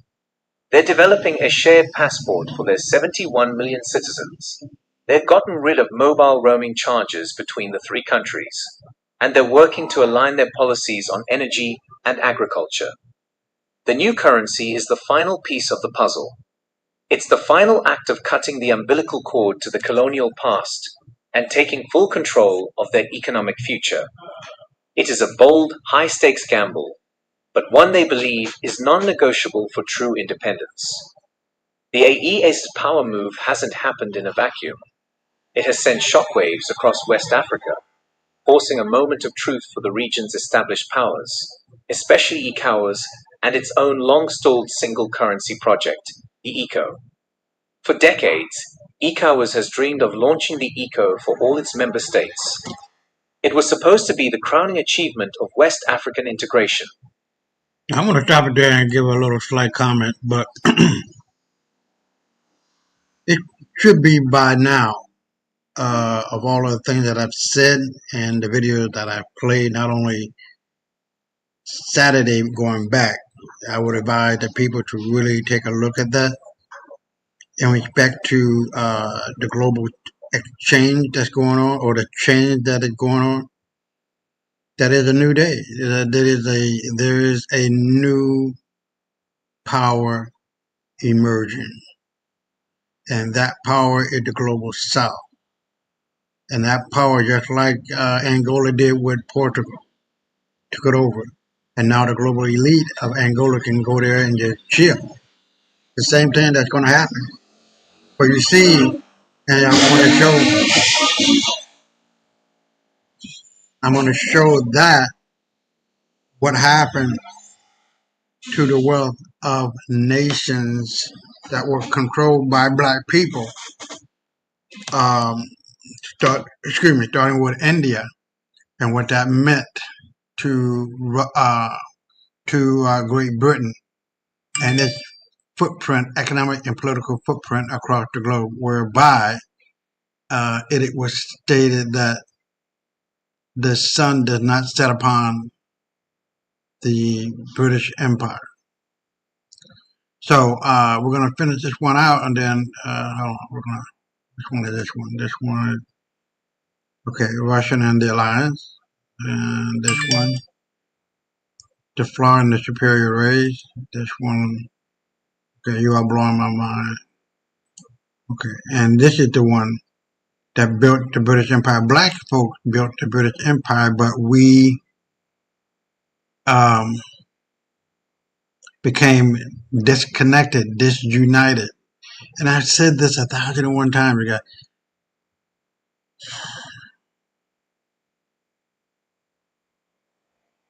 We are a blessed people when we are united and we control everything. And we are a cursed people when we are not united. It's just that simple.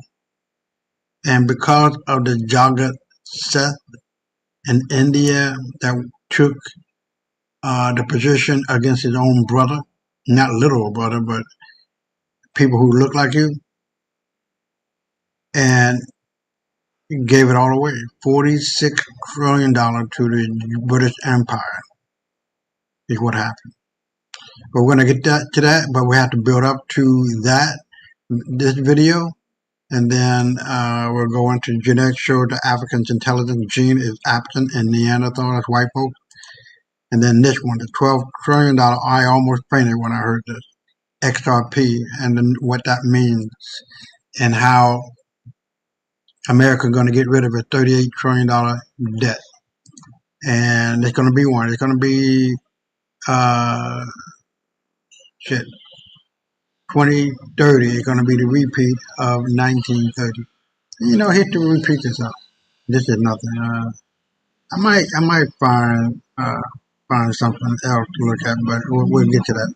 Here we got 1, 2, 3, 4, 5, 6, 7, 8 videos left. Let's wrap it up. But the project has been stuck in neutral for years. The original 2020 launch date came and went, derailed by the pandemic and the simple fact that it's incredibly hard to get 15 different economies to meet a strict set of convergence criteria. These rules are tough. A budget deficit under 4% of GDP, single-digit inflation, and public debt below 70% of GDP. For years, almost no one could hit these targets at the same time. Then, in a controversial move in 2019, the French-speaking West African nations announced they would just rename their CFA franc the ECO. This was seen by many, especially the regional giant Nigeria, as a hostile takeover of the name and a betrayal of the project. It created confusion and distrust, with some talking about two ECOs, a fake ECO that was just a rebranded CFA, and the real ECO of the wider ECOWAS dream, which was still stuck on the drawing board. Into this mess stormed the AES. By announcing their own plans for a currency, they exposed just how stagnant the ECOWAS process had become. Their radical, go-it-alone approach, while risky, was a stark contrast to the endless delays and bickering that had plagued the ECO. The move has effectively forced ECOWAS to wake up. In the wake of the AEASA departure, ECOWAS leaders have doubled down on their promise to launch the ECO, now setting a new target of 2027. More importantly, they seem to be trying a new, more practical strategy. The president of the ECOWAS Commission has said the bloc will no longer wait for all members to be ready. Instead, they'll pursue a gradual rollout, starting with a small group of countries that actually meet the criteria.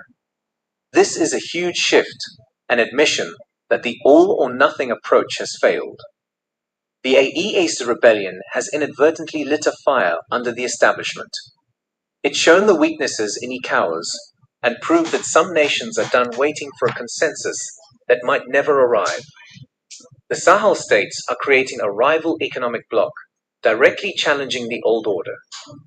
Their actions may have fractured the dream of a single West African currency, but paradoxically, they might have just jolted the rest of the region into finally taking real steps toward their own version of that dream.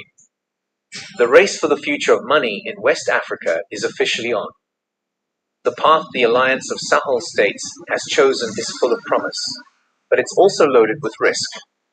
Breaking away from an 80-year-old monetary system to build a new one is one of the riskiest things a nation can do.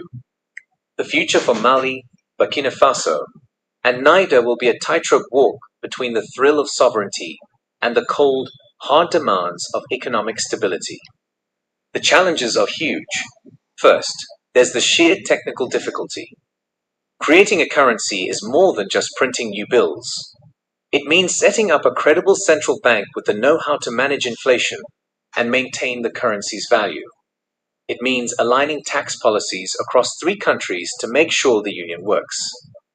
These are massive challenges for any nation, let alone for 3 countries currently fighting security crises and ranking low on the Human Development Index. There's also the risk of immediate economic chaos. Leaving the West African Economic and Monetary Union could be a messy divorce. They'll have to figure out how to divide existing reserves and manage old debts. A badly handled transition could trigger capital flight, hyperinflation, and a loss of confidence that could wreck their already fragile economies. Critics correctly point out that past attempts by African nations to go it alone with new currencies have often failed. Plus, the AES countries have to find new investors and partners. While they're breaking from the West, they'll need to build new alliances, looking to partners like China, the BRICS nations, and other African funds to help finance the huge projects their new development bank wants to tackle. Success will depend on building transparent and credible institutions that can actually inspire confidence. And yet, the upside is just as big. If they pull this off, the rewards could be historic. Full monetary sovereignty would let them tailor economic policy to their own needs. They could manage their currency to boost exports or support local farming and industry, the very tools the CFA system denied them. And there are signs of resilience. Despite all the chaos and sanctions, the economic outlook for these nations is surprisingly positive. The IMF has projected strong growth for Niger, while Burkina Faso and Mali are also expected to expand. These forecasts suggest their economies have the potential to thrive outside the old system. The new currency is the capstone of a bigger vision for a self-reliant Sahel. If the AES can navigate the dangerous road ahead, their project could become a powerful new model for African development. It could inspire other CFA zone nations to rethink their own positions, maybe even leading to a much wider economic shakeup across the continent. The stakes are incredibly high. The coming years will show whether this audacious gamble pays off, turning the Sahel into a beacon of economic liberation or a cautionary tale of ambition outpacing reality. This is a defining moment, not just for the Sahel, but for all of Africa. The Alliance of Sahel States is trying to do what many have only dreamed of, achieve total monetary independence. But the path is full of challenges. What do you think? Will this new Sahelian currency succeed in breaking the chains of the past? Or are the economic risks just too big? Let us know your thoughts in the comments below. And if you want to keep following the stories that are reshaping our world, make sure to subscribe and hit that notification bell. The decision by Niger, Mali, and Burkina Faso to create their own currency isn't just about economics. It's a huge geopolitical move that's redrawing the map of influence in Africa. The Sahel has become the center of a new great game, where the fading power of an old colonial ruler is creating a vacuum, and new global players, especially Russia, are rushing in to fill it. For decades, France's power in the Sahel rested on three things: a strong military presence, deep political connections, and the economic control that came with the CFA franc. In just a few short years, all three have crumbled. The juntas in the EAS have forced French troops out. Today, France has no ambassadors in Bamako, Ouagadougou, or Niamey, and its diplomatic influence is at an all-time low. Ditching the CFA franc is the final, and maybe biggest blow. It strikes at the heart of Franc-Afrique, the shadowy network of ties that allowed Paris to keep an outsized role in its former colonies. France's market share in Africa has already been cut in half as competitors like China and Turkey have moved in, and this rejection of its currency will only speed up that decline. The main beneficiary of this shift has been Russia. As the EAS leaders turned their backs on the West, they turned toward Moscow. Russia has expertly slid into the space France left behind, offering a partnership that the new juntas find very appealing. It's often called a security for resources deal. Moscow provides military training and equipment through groups like the Africa Corps, the rebranded Wagner Group, which helps the regimes stay in power. In return, Russia gets special access to the region's vast natural resources, like Mali's gold and Niger's uranium. Unlike Western partners who often tie their aid to democracy and human rights, Russia offers support with no strings attached, framing itself as a partner who respects sovereign decisions. This message plays very well with leaders and people who are fed up with what they see as Western hypocrisy and interference. Russia isn't just providing mercenaries, it's building influence, signing deals to develop nuclear energy, and forging deep commercial links. This geopolitical shift has created a sharp divide in West Africa. On one side, you have the AES going for radical sovereignty and aligning with non-Western powers like Russia. On the other, you have the more established, Western-leaning ECOWAS bloc, including key French allies like Ivory Coast and Senegal. The AES move toward a resource-backed currency isn't just about escaping France. It's about joining a new multipolar world where the US dollar and the euro aren't the only options.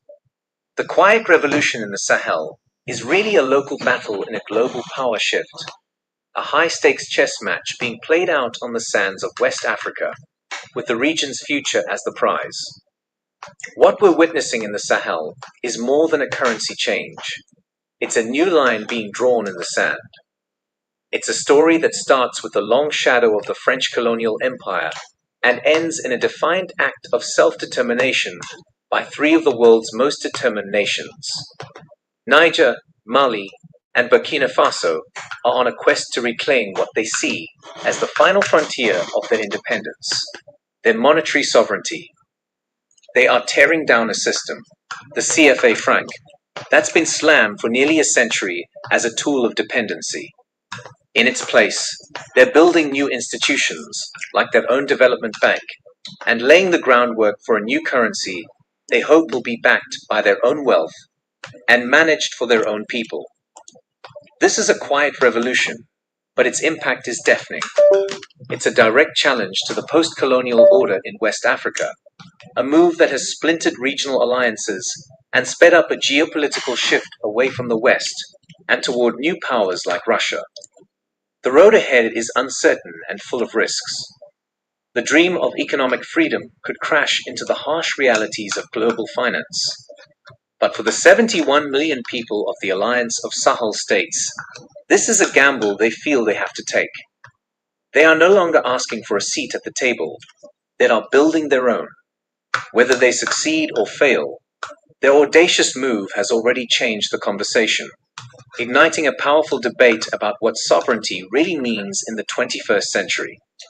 The story of the Sahel is proof of a new rising Africa, a continent no longer willing to let others write its destiny. That's the key word, write its destiny. The destiny of black folks is in our hand. The pen is in our hand, not anyone else's. You can't blame the white troglodyte motherfucker for the shit, nothing. You can't blame the Chinese. You can't blame whoever. We gave it up, the power, because we were fighting each other, and therefore the stranger in the middle gets the keys to the house. That's an old African proverb. We cannot afford to fight each other. We must stay united and be united. And it's bad enough that our enemies outside of us are our enemies, and some of us still think they are our friends. It's bad enough that we have to stay alert for people who look like us but ain't us. All skin people ain't kin people. All skin folks ain't kin folks. That's just how it goes. You have to be a true Machiavellian. You have to be a true stoicist. And what that means, understanding human nature, motherfucker. That's what I'm talking about. And we're piss poor in the pocket to see that in a lot of ways in America. They want to try to get up under white folks. Man, fuck them. They are not it. You are it. Just call upon our ancestors. Where did I put that? I'm going to get to that because I just saw it from Baba Ray Higgins. Did a beautiful job in writing that. I'm glad I thought about that. But for right now, we'll get back to Power Impulse. Russian and the Alliance just dropped a bombshell. I'll be right back. Pulse. To our loyal subscribers, welcome back. And to those just joining us, this is where power is examined and Africa's future is taken seriously. Tonight's story is not loud. There are no tanks rolling, no troops marching, no speeches echoing across stadiums. Yet what is happening right now may be more powerful than any military parade, because Russia and Burkina Faso are preparing to launch something that could permanently change the balance of power in the Sahel. A satellite, not just any satellite, but a telecommunications satellite designed to provide independent internet for Burkina Faso, Mali, Niger, and the entire alliance of Sahel states, AES. And once you understand what that really means, you'll realize this is not about technology. This is about sovereignty. Stay with Power and Pulse, because this story goes far deeper than cables, signals, and orbit paths. Let's start with the truth many people don't like to hear. In this short video, you're about to discover a game-changing AI tech that lets you create stunning... There is no privacy when someone else controls the internet you use. None. Every message, every signal, every search, every call. If your internet infrastructure is owned, routed, or monitored by foreign systems, then your sovereignty ends the moment you go online. For decades, African states have depended on external digital infrastructure, satellites, fiber routes, data centers, and monitoring systems controlled far beyond the continent. That dependence has consequences, because whoever controls the internet controls information flow, narratives, surveillance data, and ultimately security. This is why disinformation spreads so easily. This is why narratives are shaped from outside. This is why a country can be digitally destabilized without a single soldier crossing its border. And the AES countries have taken notice. Now, let's talk about what's actually happening. Russia and Burkina Faso are currently in the preparatory stage of launching a joint telecommunications satellite. This satellite is designed to provide separate, secure internet access for Burkina Faso, Mali, Niger, and potentially all future AES members. This is not commercial Wi-Fi. This is strategic digital infrastructure. It means the AES will no longer rely entirely on external systems for government communications, military coordination, surveillance data, emergency response, national security operations. For the first time, Sahel states are positioning themselves to own the digital backbone of their sovereignty. And that is why this move is making powerful people uncomfortable. Here's what most headlines won't tell you. This satellite isn't just about faster internet. It enables air surveillance, ground surveillance, radar integration, border monitoring, independent military communications. All of these systems depend on secure, uninterrupted data transmission. You cannot claim national security while relying on internet infrastructure controlled by someone else, possibly sitting in an apartment thousands of kilometers away, under foreign laws, foreign intelligence oversight, and foreign interest. That's not autonomy, that's exposure. With an independent satellite, drones operate without interference, radars communicate without interception, intelligence stays local, response times shrink, external pressure loses leverage. This is how modern power works. Quiet, technical, decisive. Let's be honest. This move isn't controversial because it's dangerous. It's controversial because it removes control. For years, information about the Sahel has been filtered, framed, and exported through external lenses. Conflicts explained by outsiders, motives assigned by distant analysts, entire populations reduced to talking points. When you control the internet, you control the story. An independent AES digital system means less external narrative policing, faster local information verification, reduced digital manipulation, stronger counter disinformation capacity.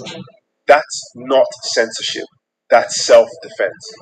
Some will ask, why Russia? Because Russia understands something history teaches very clearly.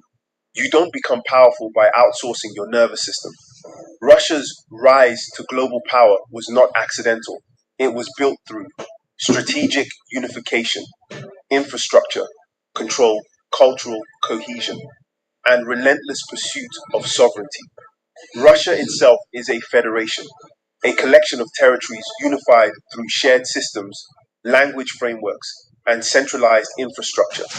It didn't happen overnight. It happened step by step. Now, Russia sees in the AES something familiar. States choosing consolidation over fragmentation. This cooperation is not charity, it's alignment. Let's zoom out. The Alliance of Sahel States, AES, was never meant to be temporary. Those who said it will come and go misunderstood history. Mali, Niger, Burkina Faso, three countries facing similar threats, similar pressures, similar destabilization tactics. What they're building now is not just an alliance. How this common kitchen herb supports fat burning. Rosemary. Most people only use it on chicken. It's groundwork. Today, it's called Confederation. Tomorrow, it becomes something stronger. Just like Russia's early formation, the AES is aligning security systems, harmonizing policies, integrating infrastructure, sharing intelligence, building collective identity, and digital independence is the spine of that process. Because without shared, sovereign communication systems, no federation survives. Here's the uncomfortable truth. Future wars won't start with bombs. They'll start with bandwidth. Who can communicate when systems are shut down? Who can coordinate when signals are jammed? Who can verify truth when misinformation floods networks?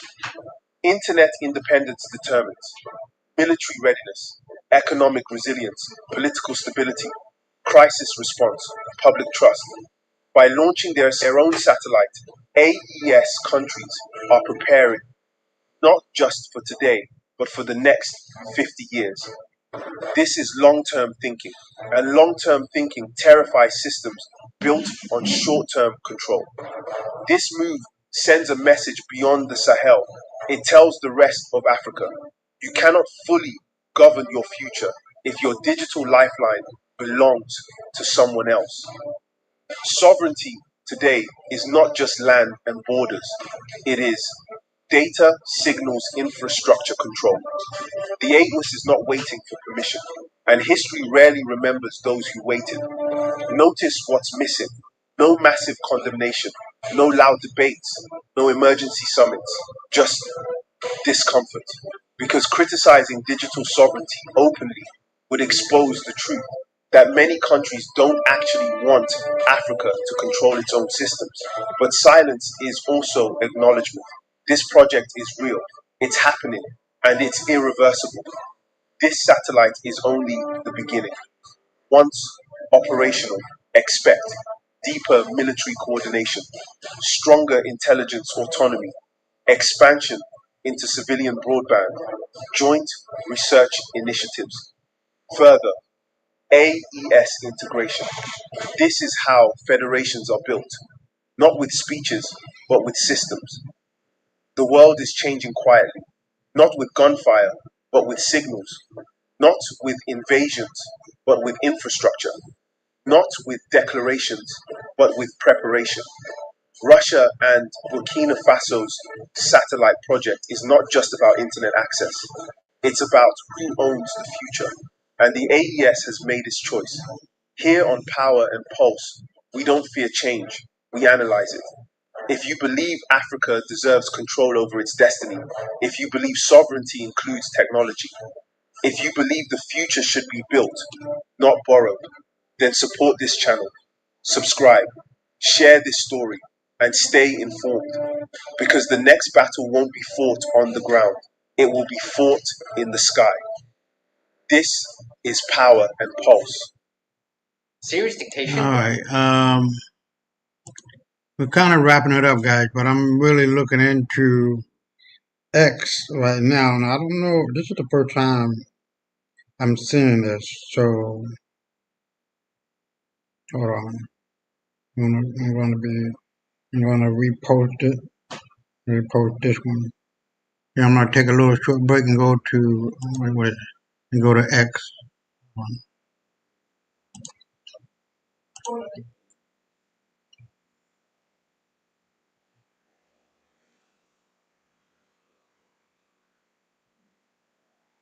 Yeah, when you go here, you go to what is.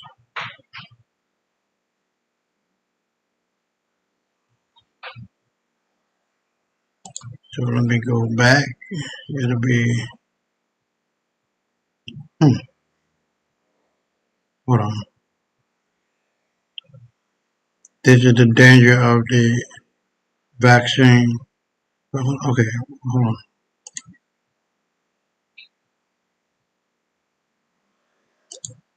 Let me go to bookmarks. Okay, here we go. Now this one, I don't know if you can see it or not. Can you see it? Yeah. Okay, I see. You see it. Argentina had joined the border peace. Now, from what I've just seen and what I heard Trump was talking about with Nessara Gessera. Now I'm gonna put this in the link in the comment, so you can go right. If you have X, please follow me on that one. And also here, the national debt has been paid. The United States corporation has been dissolved. All debts foreclosed. And Nessara Gessera is being implemented. Here at the paperwork.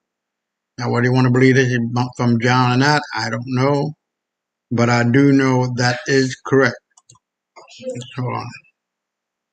So let me put that into comments. You just take a look at it. All I'm doing is putting it on the table. And the factual information, not my feelings, not my emotion. I don't give a damn about that. I'm talking about what is really going on. And I've heard Trump talking about, like I said, Nessara Gessera. Hold on. Hold on. Trump talk about Nessara Gessera.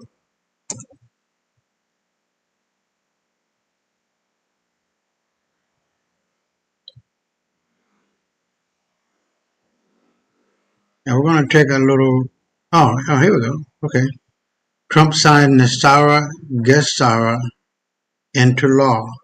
That was 3 days ago on the 24th.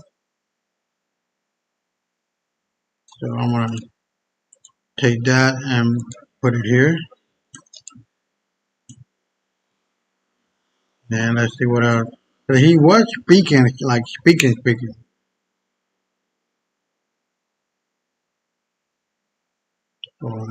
President Trump will not say the word Nassau Gassau. It's a step-by-step process to give back what was stolen without crashing the system. He has already started the process by talking about dividend checks.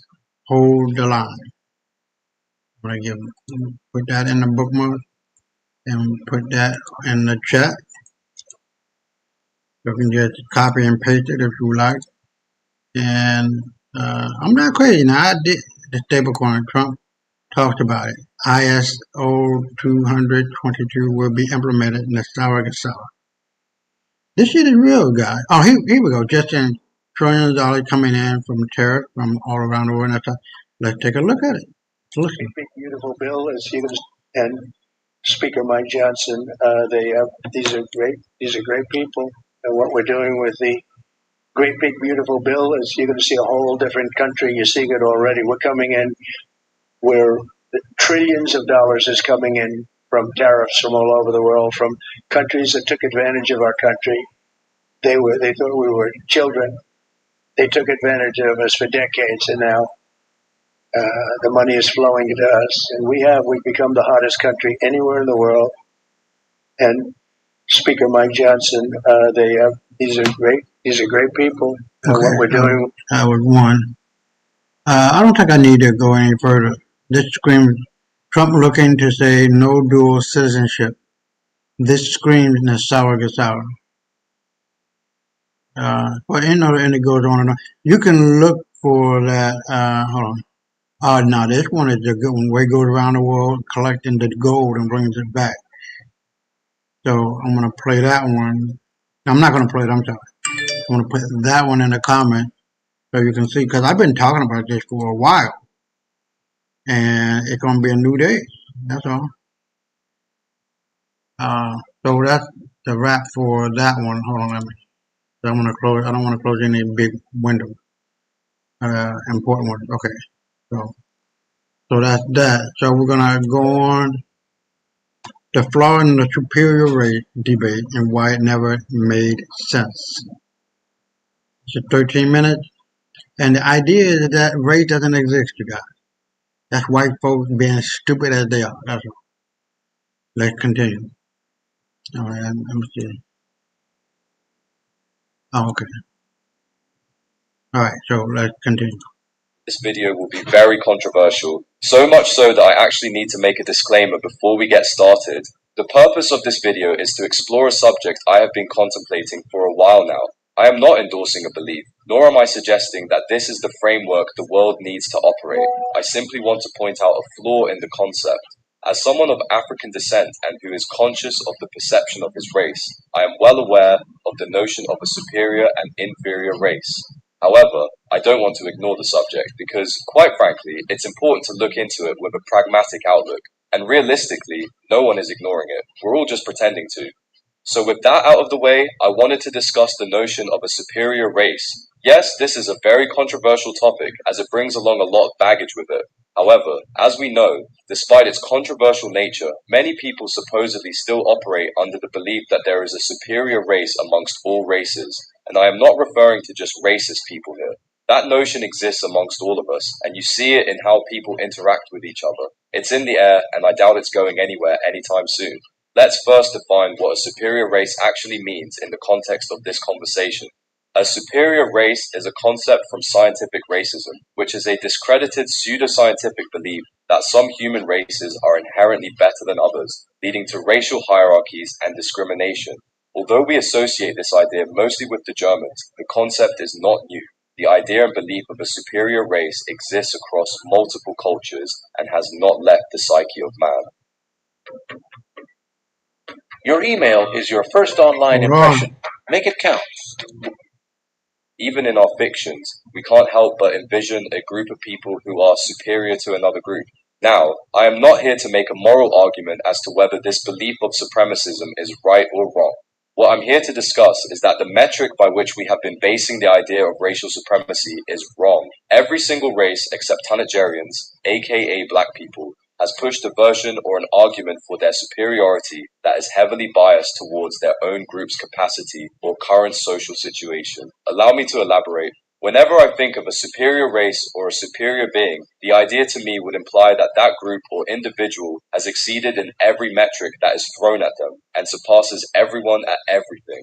For me, there should never be an area where you fall short or lose to another group, and most importantly, it must be biological and genetically inherent. As of yet, this has rarely ever been the case. In fact, the entire time we humans have discussed the idea of a superior race, it was not grounded in a single, coherent, universal, and unbiased metric. Every group based its idea of supremacy on superficial things that don't really determine supremacy in any meaningful way. They were all subjective and biased towards that group. I'll give you an example you're all familiar with, and that is civilization. We have used civilization as a subjective metric in determining a group's capacity and traits. White people have used this metric to position themselves as a superior race, given their current standing in the world, and if you were none the wiser, you would likely concede to the idea.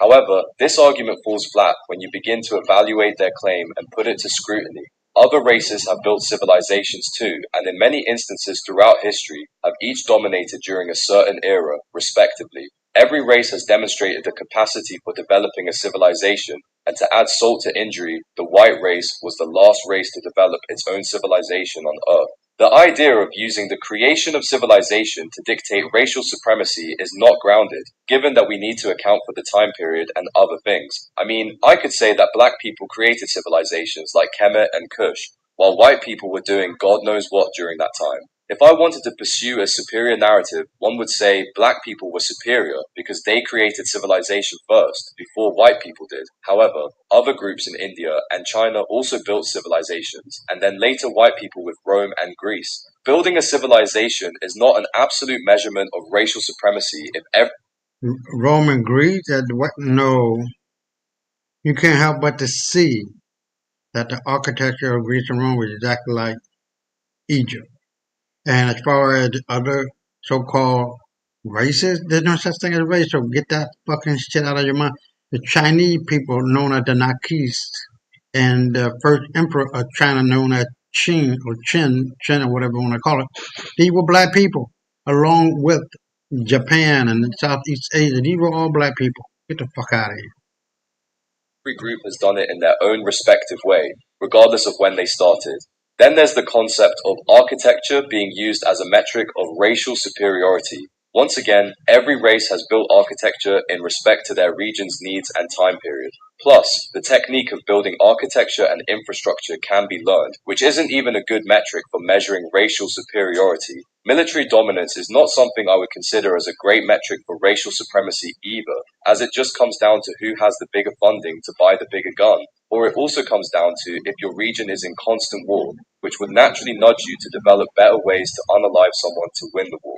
Of course, war tactics are important, but most races have demonstrated the capacity for it and have been able to one-up another. It gets so subjectively stupid that people try to use skull shape as a metric for supremacy, adding to what I said about bias. And don't get me started on cultural metric, which literally changes as time goes on and can be adopted by anyone. There's no barrier that stops one race from embracing another race's culture and thriving within it, or even improving it. Regardless of what some will say, genetics does not correlate to culture. The truth is, people looked to what they had and just decided that it was going to be the metric of supremacy. There has never been any form of logic behind their reasoning for using it as a metric, other than that it gave them an easy advantage to claim something. It's cowardly in my opinion, and not the sort of thing a superior being would do. Which is interesting that the group that tries to push for supremacy never truly creates an objective and universal metric, devoid of bias, to express their supremacy. Like I mentioned before, for me, if you want to prove that your people are superior to another, it has to be biological and genetic. The closest thing we've come Biological is the fact that the color of melanin is superior to anything else. That's just natural God force. The fact is that our IQ, genetic IQ, is beyond the norm. It is approaching God level. We have a score of 9 out of 10. White folks have a score of 6 out of 10. They've been known to be one step up from the monkey. What motherfucking else proof do you need? We are superior, but not in the arrogant, prideful way that white people are. That's the difference, motherfucker. This expression from a physical point of view is the Olympics. As you know, the Olympics are the world's foremost multi-sport festival, held every 4 years, bringing together thousands of athletes from around the globe to compete in friendly international competition, rooted in ancient Greek tradition. It's one of the only events where all or most of the physical capabilities of humans are put on full display.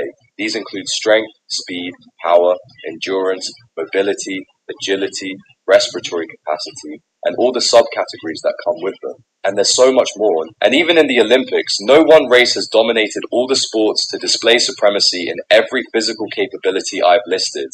Yes, some races of people tend to excel in certain sports, but never in all of them. Some races are faster than others, while other races have greater lung capacity. They could push for supremacy in those specific physical capabilities, but that wouldn't be sufficient to be considered a superior race. You'd just be superior in that field. Of course, then there's mental prowess, and as you've guessed, leads to IQ, also known as intelligence quotient. Today, I will show you a quick method to create an AI avatar like this. Watch to the end. You will learn how to create a realistic AI avatar like this in 5 minutes. Okay, I won't waste your time. So, let's go.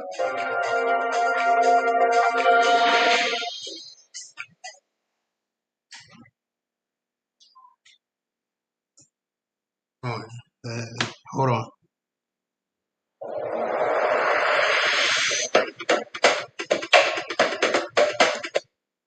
Now, there's something I want to point out that has always stood out to me. Notice how, when it comes to physical traits, there are a plethora of ways to measure them. Yet, when it comes to cognitive functioning, we only ever focus on IQ as the sole measure of intellectual prowess. And of course, as you all know, the reason why we are all obsessed with IQ is simply that early European scholars tried to measure a human's intellectual capacity, and it slowly evolved to try and position white people as having the highest IQ. And it was very evident that they were very biased in their approach because a lot of the ways they went about gathering data were extremely flawed. This led to my race, the black race, being slapped with the notion of having low IQ. However, that's a different discussion. The point I am trying to drive here is, just like the various metrics we have for physical prowess, the same is true for mental prowess. Since the development of IQ as a metric, we've had a lot of other ways to measure the cognitive abilities of humans since then, such as general intelligence, or G factor, fluid and crystallized intelligence, cognitive performance, emotional intelligence, processing speed, and working memory capacity, and much more. There's also the theory of multiple intelligences, MI, which, while it is contested, shows how we are constantly finding ways to measure the variety of cognitive abilities that we exhibit. Well, to be fair, some of us understand that IQ tests don't measure intelligence in a broad or absolute sense, but instead the general cognitive abilities we have, meaning some people will excel in logical thinking but lack in short-term memory capacity. Some people will be great at abstract thinking, while others might struggle with speed and accuracy of visual scanning. IQ is not a be-all, end-all measurement. Unfortunately, despite that, this is the crux of how some humans measure racial supremacy. I'm sure you've seen the racists go around and share their little IQ race graph that tries to denote one race as being less than the other. Although the data that was used to come up with the figure is flawed and debunked, it has not stopped people from trying to use that graph to create a racial hierarchy that is constantly being debunked. And when I say debunked, I am referring to the data that shows black people's IQ in Africa, as that data has not been truly gathered in a bias-free and controlled environment. Plus, anyone with any sense of intelligence will tell you that a race of people with an IQ of 70 and below simply would not function. At that level, you'd be considered intellectually disabled. We haven't done a proper comprehensive test for all 54 African countries, and that also takes into account the cultural education differences as well. I say all of this to hammer down the point that for any race to present themselves as the superior race, every member of that race must excel in every category against other races I've mentioned in both the physical and mental areas. It has to be the bare minimum across the board. So, for example, you can have a few individuals from each race who may excel in all things, but they are not representative of their race in the ways that matter. This is why the concept of a superior race has never made sense to me. Not because I am against the idea, but because no race has proven it. No race has objectively demonstrated that every member of their race is objectively superior to another race. I mean, white people tried to say they had the highest IQ at one point, until East Asians came about and proved them wrong. Ever since then, you would sometimes hear white people begrudgingly accept that East Asians have a higher IQ but claim they lack creative cognitive prowess, which to me is just a sad coping mechanism to maintain some racial supremacy. And I know someone might have been shocked by my statement that the idea of a superior race doesn't bother me, but it's true. If one race has every member within it that supersedes another race completely with no wiggle room, in every biological metric that isn't superficial or subjective nonsense, I am not going to dispute it. That's just a reality we have to accept. However, as of now, not a single race reached a level where no other race can match them. Any race can be bested if the group challenging them locks in, and history has shown it. A group of people can rule for a time, but eventually they get beaten and overthrown by another group. But to me, that is not absolute supremacy. Now, could there be an objective, superior race in the future? In my opinion, if we're still on this race categorization, then yes, it's theoretically possible. Humans can adapt and change over generations based on their environment, nutrition consumption, and early childhood development. If we understand the best things that work for us and avoid doing things that hinder us, we could, in theory, produce a group of people with certain traits who excel in everything in a dozen or two generations. If what I am saying sounds oddly familiar, then you'd be right, because I'm referring to eugenics here, which is a whole other topic, and we're not going to get into it. I am talking simply because every race has elite members of societies who discuss this type of stuff in the shadows. As we speak, some people still discuss the premise of a superior race and are doing so with a biased lens that benefits them. I literally made a video about how some elite people were casually talking about enhancing black people's intelligence because they believe we were less intelligent than themselves, which shows you that this notion of superior and inferior races lingers. The point is, none of them truly want to objectively create a universal and neutral metric to truly find out, because once you do, they'll quickly realize that their race will fall short in certain areas. Anyways, that's all I wanted to talk about today. Although I've been fairly neutral, I think, in this discussion, the truth is I want my race to keep these kinds of thoughts in their heads, because you can pretend that the world has moved on from this topic, but the reality is that there are academics still discussing it to this day, and the talk of eugenics is slowly making its return. And you know what about eugenics? It's hard to ignore or disprove it fully when we literally breed dogs to obtain specific traits and characteristics. And if science is going to tell us that we humans are animals, then who's to say you can't do the same to humans? At that point, it's only moral ethics that stops us. I know I said I wasn't going to talk about it, but let me quickly say this. The fact is, we do practice some form of eugenics to some extent, and on a daily basis. Women wanting taller men so their children can be tall and healthy can be argued to be a form of eugenics. Same thing with eye and hair color, etc. Heck, even the talk of mixing races for healthy genetic offspring is another form of soft eugenics. We've socially accepted the positive stuff, like encouraging reproduction among the genetically advantaged, for example, the intelligent, the healthy, and the successful, without saying it out loud. The only reason why eugenics is frowned upon in totality is that it was forced on people, and as I said earlier, it usually was based on subjective and superficial reasoning of supremacy. We didn't like the idea of a government body dictating who can and can't reproduce using such unsubstantiated logic. Alright, that's enough from me. Let me know what you guys think. Be sure to hit the like button and subscribe for more content. I'll catch you guys next time. Peace. All right, so we got 1, 2, 3, 4, 5. This is one. No, this is not one. So I'm gonna get rid of this one. So we got 1, 2, 3, 4. 4 left. No, 5 left. 1, 2, 3, 4, 5. Hell, I don't know how to count. But anyways, these are kind of short, but it expresses what is really going on in France. You see, white folks always talking about niggas don't know how to count money, don't know how to manage money. These motherfuckers been stealing all along. How in the fuck do you get $38 trillion in debt? How did $20 trillion get missed and come up missing when the plane supposed to be plane hit the Pentagon? and a myriad of other things. White folks were stealing. In Europe, $4 trillion, in France particularly, $4 trillion in debt. They're stealing the money. They're welfare queens, you guys. White folks don't know what the fuck they are doing. They were living off the welfare of Africa and black folk. Now we said enough. Now look at them. You can't do that. Please come back. Man, fuck you. Your mama too, bitch. All this shit is ending now. We're delineated. We don't need you motherfuckers about nothing. When it comes to reparations, bitch, we're going to take it. We're not asking you for anything. We're taking it. All right? Bitch ass nigga. Hold on. In a development that has stunned the global financial community. France, once considered the heart of Europe's economic power, is now reportedly preparing to knock on the doors of the International Monetary Fund for help. Yes, you heard that right. The very institution that has been the financial lifeline for struggling economies in Africa, Latin America, and Asia, the IMF, might soon receive an emergency request from none other than France itself. For decades, the world has been accustomed to hearing headlines such as Ghana seeks IMF bailout, Zambia negotiates debt relief, or Burkina Faso under pressure to accept IMF reforms.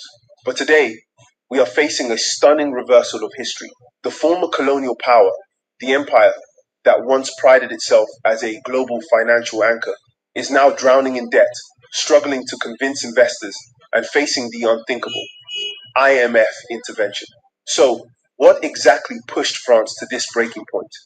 How did the world's seventh largest economy end up in a financial storm so fierce that even its investors have lost faith? And most importantly, what does this mean for the future of France, Europe, and the African nations still tethered to the French economic system through the CFA franc? Stay with us as we unpack this groundbreaking story in detail. According to France's finance ministry, the country's public debt now stands at a staggering 3.34 trillion euros. To put that in perspective, this amount is larger than the nation's gross domestic product, the total value of goods and services produced within France in an entire year. For decades, advanced economies prided themselves on fiscal discipline. France, with its influence over the European Union, NATO, and international financial systems, was never expected to walk this path. But today, the numbers are undeniable. Investors who once considered French bonds a safe bet are now demanding sky-high interest rates before lending Paris another cent. In plain terms, France has become too risky to borrow from. Finance Minister Bruno Le Maire recently acknowledged the gravity of the situation, admitting that France has no other option left on the table but the IMF. His words, though carefully chosen, carried the weight of desperation. For a European giant to admit this is not just an economic crisis, it's a crisis of confidence. This is not just about numbers, it's about history flipping on its head. Traditionally, it has been African nations, former French colonies in particular, who turned to the IMF when their economies buckled under debt. These nations were forced into austerity programs, privatizations, and economic reforms dictated from abroad. But today, it is France, the very empire that imposed these economic structures on others, that now finds itself in the same humiliating position. It begs the question, is France gradually becoming a developing country? When global lenders and rating agencies begin to treat you as a high-risk borrower, when investors hesitate to put money in your bonds, and when your debt surpasses your economic output, these are symptoms usually associated with struggling economies, not the world's supposed economic leaders. Here's where the story takes an even more ironic turn. One of the few things still propping up France's economy today is the CFA franc system, a colonial era arrangement that ties 14 African nations to the French treasury. Under this system, African countries that use the CFA franc are forced to deposit 50% of their foreign reserves in France. For decades, this mechanism has quietly funneled billions of dollars into French coffers, giving Paris access to liquidity that it otherwise would not have. It has been a lifeline for the French economy, even as those African nations struggle with poverty, underdevelopment, and dependency. And yet, despite this hidden subsidy, France is still on the brink of economic collapse. Imagine then how fragile the situation truly is. If African nations were to finally break free from the CFA stranglehold, France's economic troubles would multiply overnight. The deeper question is, why has France lost the confidence of global investors? Several factors are at play. High public spending. Don't look up moringa. Seriously, just skip this. You walk past it in the market. You hear the name here and there. France has one of the highest public expenditure rates in the world. While social programs have cushioned its citizens, they've also ballooned debt. Declining growth. Economic growth in France has been sluggish for years, trailing behind Germany, the US, and even emerging economies. Geopolitical strains. France's influence in Africa is waning. Military withdrawals, growing anti-French sentiment, and the rise of new allies like Russia and China in Africa have weakened Paris's strategic hold. The energy crisis. France's dependence on nuclear power, while a strength, has faced setbacks with plant shutdowns and rising energy costs. Together, these factors have painted a grim picture for investors. Why lend to France at low rates when safer options exist elsewhere? So, what happens if France does approach the IMF? The International Monetary Fund has a long history of imposing strict conditions on borrowers. Typically, countries are asked to reduce government spending, raise taxes, privatize state-owned enterprises, and liberalize their economies. But can anyone imagine France, a nuclear power, a G7 economy, a permanent member of the United Nations Security Council, being told by the IMF to cut pensions, sell off state assets, or slash public services? It sounds absurd, but this is precisely the scenario that could unfold. If the IMF demands reforms, the French government may face domestic backlash unlike anything in its modern history. Already, France has seen years of protest, from the yellow vest to pension strikes. Imagine the unrest if austerity measures are imposed by international lenders. France's crisis is not just France's problem, it has global implications. For Europe, if France wobbles, the Eurozone itself could face turbulence. France is the second largest economy in the bloc, after Germany. A financial meltdown in Paris would shake the very foundations of the euro. For Africa, if France is forced to loosen its grip on the CFA franc, African nations might finally gain true monetary independence. This could spark a wave of reforms and opportunities across West and Central Africa. For global finance, the IMF stepping in to bail out a Western power would mark a turning point in history. It would shatter the long-held belief that IMF crises are the burden of the global South alone. The question many are now asking is whether this marks the decline of France as a global empire. Economies rise and fall, empires crumble when their financial foundations weaken. History is full of such examples, from the fall of Rome to the decline of Britain's colonial power after World War II. Is France facing its own historic reckoning? Has its over-reliance on African resources, combined with poor domestic management, finally caught up with it? These are not just economic questions. They are questions about identity, about the future of France's role in the world. Looking ahead, several scenarios are possible. IMF, bailout, France swallows its pride, seeks IMF support and agrees to painful reforms. European Rescue, the European Central Bank and EU partners step in with a special bailout package, shielding France from IMF humiliation. African breakaway. African nations accelerate their push to leave the CFA system, deepening France's woes. Economic reforms at home. France introduces unprecedented domestic reforms to regain investor confidence. Though politically this may be the hardest part. Ladies and gentlemen, what we are witnessing is nothing short of history. For the first time, a major Western economy is facing the same financial storm that it once looked down upon in others. France, the empire that dictated terms to its colonies, now finds itself vulnerable, desperate, and perhaps on the verge of IMF oversight. The symbolism is powerful.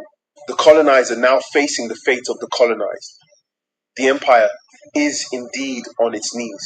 Whether France emerges from this crisis stronger or sinks deeper into economic turmoil will depend on decisions made in the weeks and months ahead. One thing, however, is certain. The world will never see France the same way again. This is not just a financial story. It is a story of power, pride, and the shifting balance of history. Stay tuned, because this crisis is far from over. Okay, now I did that At backwards. So GoDaddy, hold on. we know your web. I did that back. I should have been playing this one first, but it's all good. It runs into each other. So you say what this one closeted gay. Now this is what I'm talking about. This white boy and this white girl are fags, gays, lesbians, homosexuals. 80%, if not 90% of the people in Congress and the Senate are on that Epstein list. The ex, let me see if I can bring him up, Cawthorn, ex-representative Cawthorn, I think it is. I know it's not Hawthorne. Oh, Madison Cawthorn. Here we go. You probably heard of him. This guy is in a wheelchair, and he went to one of these parties, and even Dave Chappelle was ranking on him, talking about he got his ass over, bent over on the wheelchair. He can't feel anything. Just go on ahead. He said he wasn't going to be a part of that bullshit. The vast majority of these motherfuckers are gay, lesbian. I'll be right back. 10 minutes. I'll be right back. A connection, but it does. The incidence of closeted homosexuality on the right is like overwhelming. It's like way above what you would imagine is statistically probable. Three straight guys on the right. It's like Alex, you, and I have a floating wild card just in case I forgot anybody. Who else is there? Who else is there? I mean, maybe the Tates, but who else is there? What is that? I don't understand. There's such a long.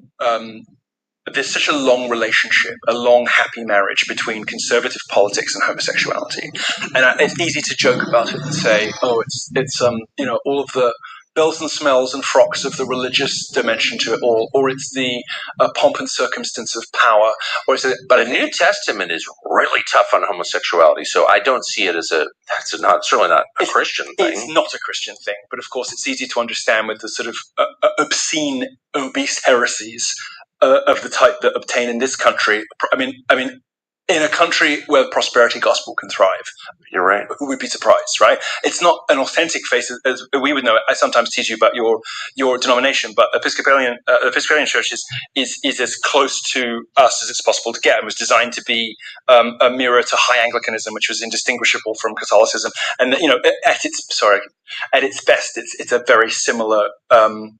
Creed, and with a very similar style and similar beliefs, Yeah. So, but as soon as you wander away from that, in America, just like mental. So, but what is? And I'm not attacking anybody, and I never want to out people because I don't. It's not my business, right? I've never done it, and maybe I live to out people. I live to out people. On which subject? Cory Booker. I know. Did you see? But what is that? Why is it so common on the right? Well, of course on the left too, but on the right with closeted gays. Like, I don't get that. Interesting question. I've never heard a really good answer to. I'll be honest with you. I suppose I should have a good answer to that, but I don't. And I think if it's about anything, it's about the exercise of power over others. Yes, because I feel that. I have no idea exactly why that's true, but I feel that's true. What's the worst thing about magic? It's not that you can turn a person into a frog, or you can make yourself look more beautiful, or you can whatever. What's the worst thing about magic is that it robs others of agency, that you can make them do things they don't want to do. The worst and most sinister bit of magic is that you can trick someone or compel someone against their will to fall in love with you, or to throw themselves off a cliff. It's a kind of slavery. Yeah, exactly. The most frightening thing about magic is its ability to compel the wills of others. Yes, right? And that's what I think homosexuals are seeking because they feel so powerless in their own lives and have this understanding that they are broken people without agency over their own sex lives, over their bodies, over that down there. Like, I don't even have control over me, but I'm damn well going to have control over you. That's, I think, a lot of it. And so if you dovetail that in with the... I know you're telling the truth here. I don't fully understand what you're saying, but it comports with a lot of what I've seen. I feel as though if you are a person who intuits that you have a lack of control, of power, of agency over your own drives, your own desires, your own urges, and even your biological, anatomical, your physical responses. Like, I can't stop getting aroused by men. What is that? You're going to want to exercise power elsewhere over others. Oh, that's so interesting. How long does it take to sound confident and clear when you speak? All it takes is 28 days to become a master of communication, and I can prove it in 35 seconds. How long until I see first results? On day 3, you'll know how to practice communication in the most effective way. On day 7, you'll sound more eloquent and confident. On day 14, you'll be the best Hold on, speaker guys. in I had to any go to room. little boys' Most room. people think communication... And being sucked into the nexus of intersectional blah, blah, blah, blah, you're going to be tempted by explicit magic as well as the implicit magic of whatever. And so, dovetail that with right-wing authoritarianism and I have to say, I'm sorry to say it, I must say it, some dimensions, in some respects, I can see that might be something that attracts homosexuals to the Catholic Church, for instance. Just the illusion of being a bishop. I mean, or National Review magazine. Well, which is just say me. It's all right. I'm happy to talk about the Catholic element of it. I mean, the bishops are all faggots. I mean, they're all whoopsies. They're all whoopsies. Gays. I like that one. It contains within it a kernel of the sort of slapstick that I think we have to. One of the ways I got myself off it was imagining myself in that situation as ridiculous. Like, I can't even perceive that I would do something so ridiculous. Like, laughing at it became, because laughter is the death of arousal, right? I totally agree. So I read this. Or something like that went off in the back. Anyone who's ever been laughed at naked can tell you that. Yeah. Well, never have, but I haven't either. No, but I mean, it's I think it's a famous like British, particularly a British like injunction, that laughter is the death of arousal or whatever. And I just thought, okay, well, how about if I start thinking about it as ridiculous? Because it is ridiculous. I mean, like, you and the football team, like, it's ridiculous. And so that's one of the ways I was talking about. But no, this that is so true. Seeing themselves as powerless even to control their own bodies, and knowing on some level, I think homosexuals seek out those places, and you see. So this is why you might want to bomb Iran and Venezuela. Yeah, bomb Iran. What's gayer? I'm not saying he was a practicing homosexual physically, but is there anything gayer than John McCain's like bloodlust? Seen through his proteges. Seen through this prism. I mean, he's even got the fat friend. It's his daughter. Like he even bred the fat best friend. Like is there a more ostentatious like fag hag in America than Meghan McCain? She hates herself. She's fat. She's crazy. She's every gay man's dream. She can't dress. she's why is that every gay man's dream? Because they want to visit upon their female friends the cruelty they wish that they could perform on their mothers. Say what? They want to make her feel fat and ugly and ridiculous because that's what their mother did to them, and there was no dad around to protect them, and their mother was just this overbearing, terrible, sort of the Jungian devouring mother. All of this has been banned in the United States, so I don't even think people are familiar with these concepts anymore. Right. So I'll try to keep it simple. Imagine like a female like Lutheran pastor or a female Jewish rabbi, and they're this like, hey, it's great to grieve. Like, that's for a TV show, but like one of those, right? This is horrible, overbearing monstrousness that on some level the homosexual knows is what's made him like this. Because dad wasn't around, so mom did it, right? This is what, by the way, this is why trans was so popular, because it got parents off the hook. If you've got a gay kid, you did something, but if your kid has a disease and was born into the wrong body, well, that's not your fault, is it? And you get all this sympathy, and all your friends are like, oh, you got a trans kid, how tough for you? No, you got a faggot because you raised a faggot because you're a terrible parent. That's what's really going on. They want to avoid that, so instead, no, I'm going to chop its ding dong off and say it's got a disease. Like, that's why it was so popular with single moms. Amazing. That's why trans was so popular with single moms, because it got them off the hook. It means they didn't turn their son gay when they know they did. They know they did, and the sons know they did. And the sons grow up being cruel to women because of what mom did to them.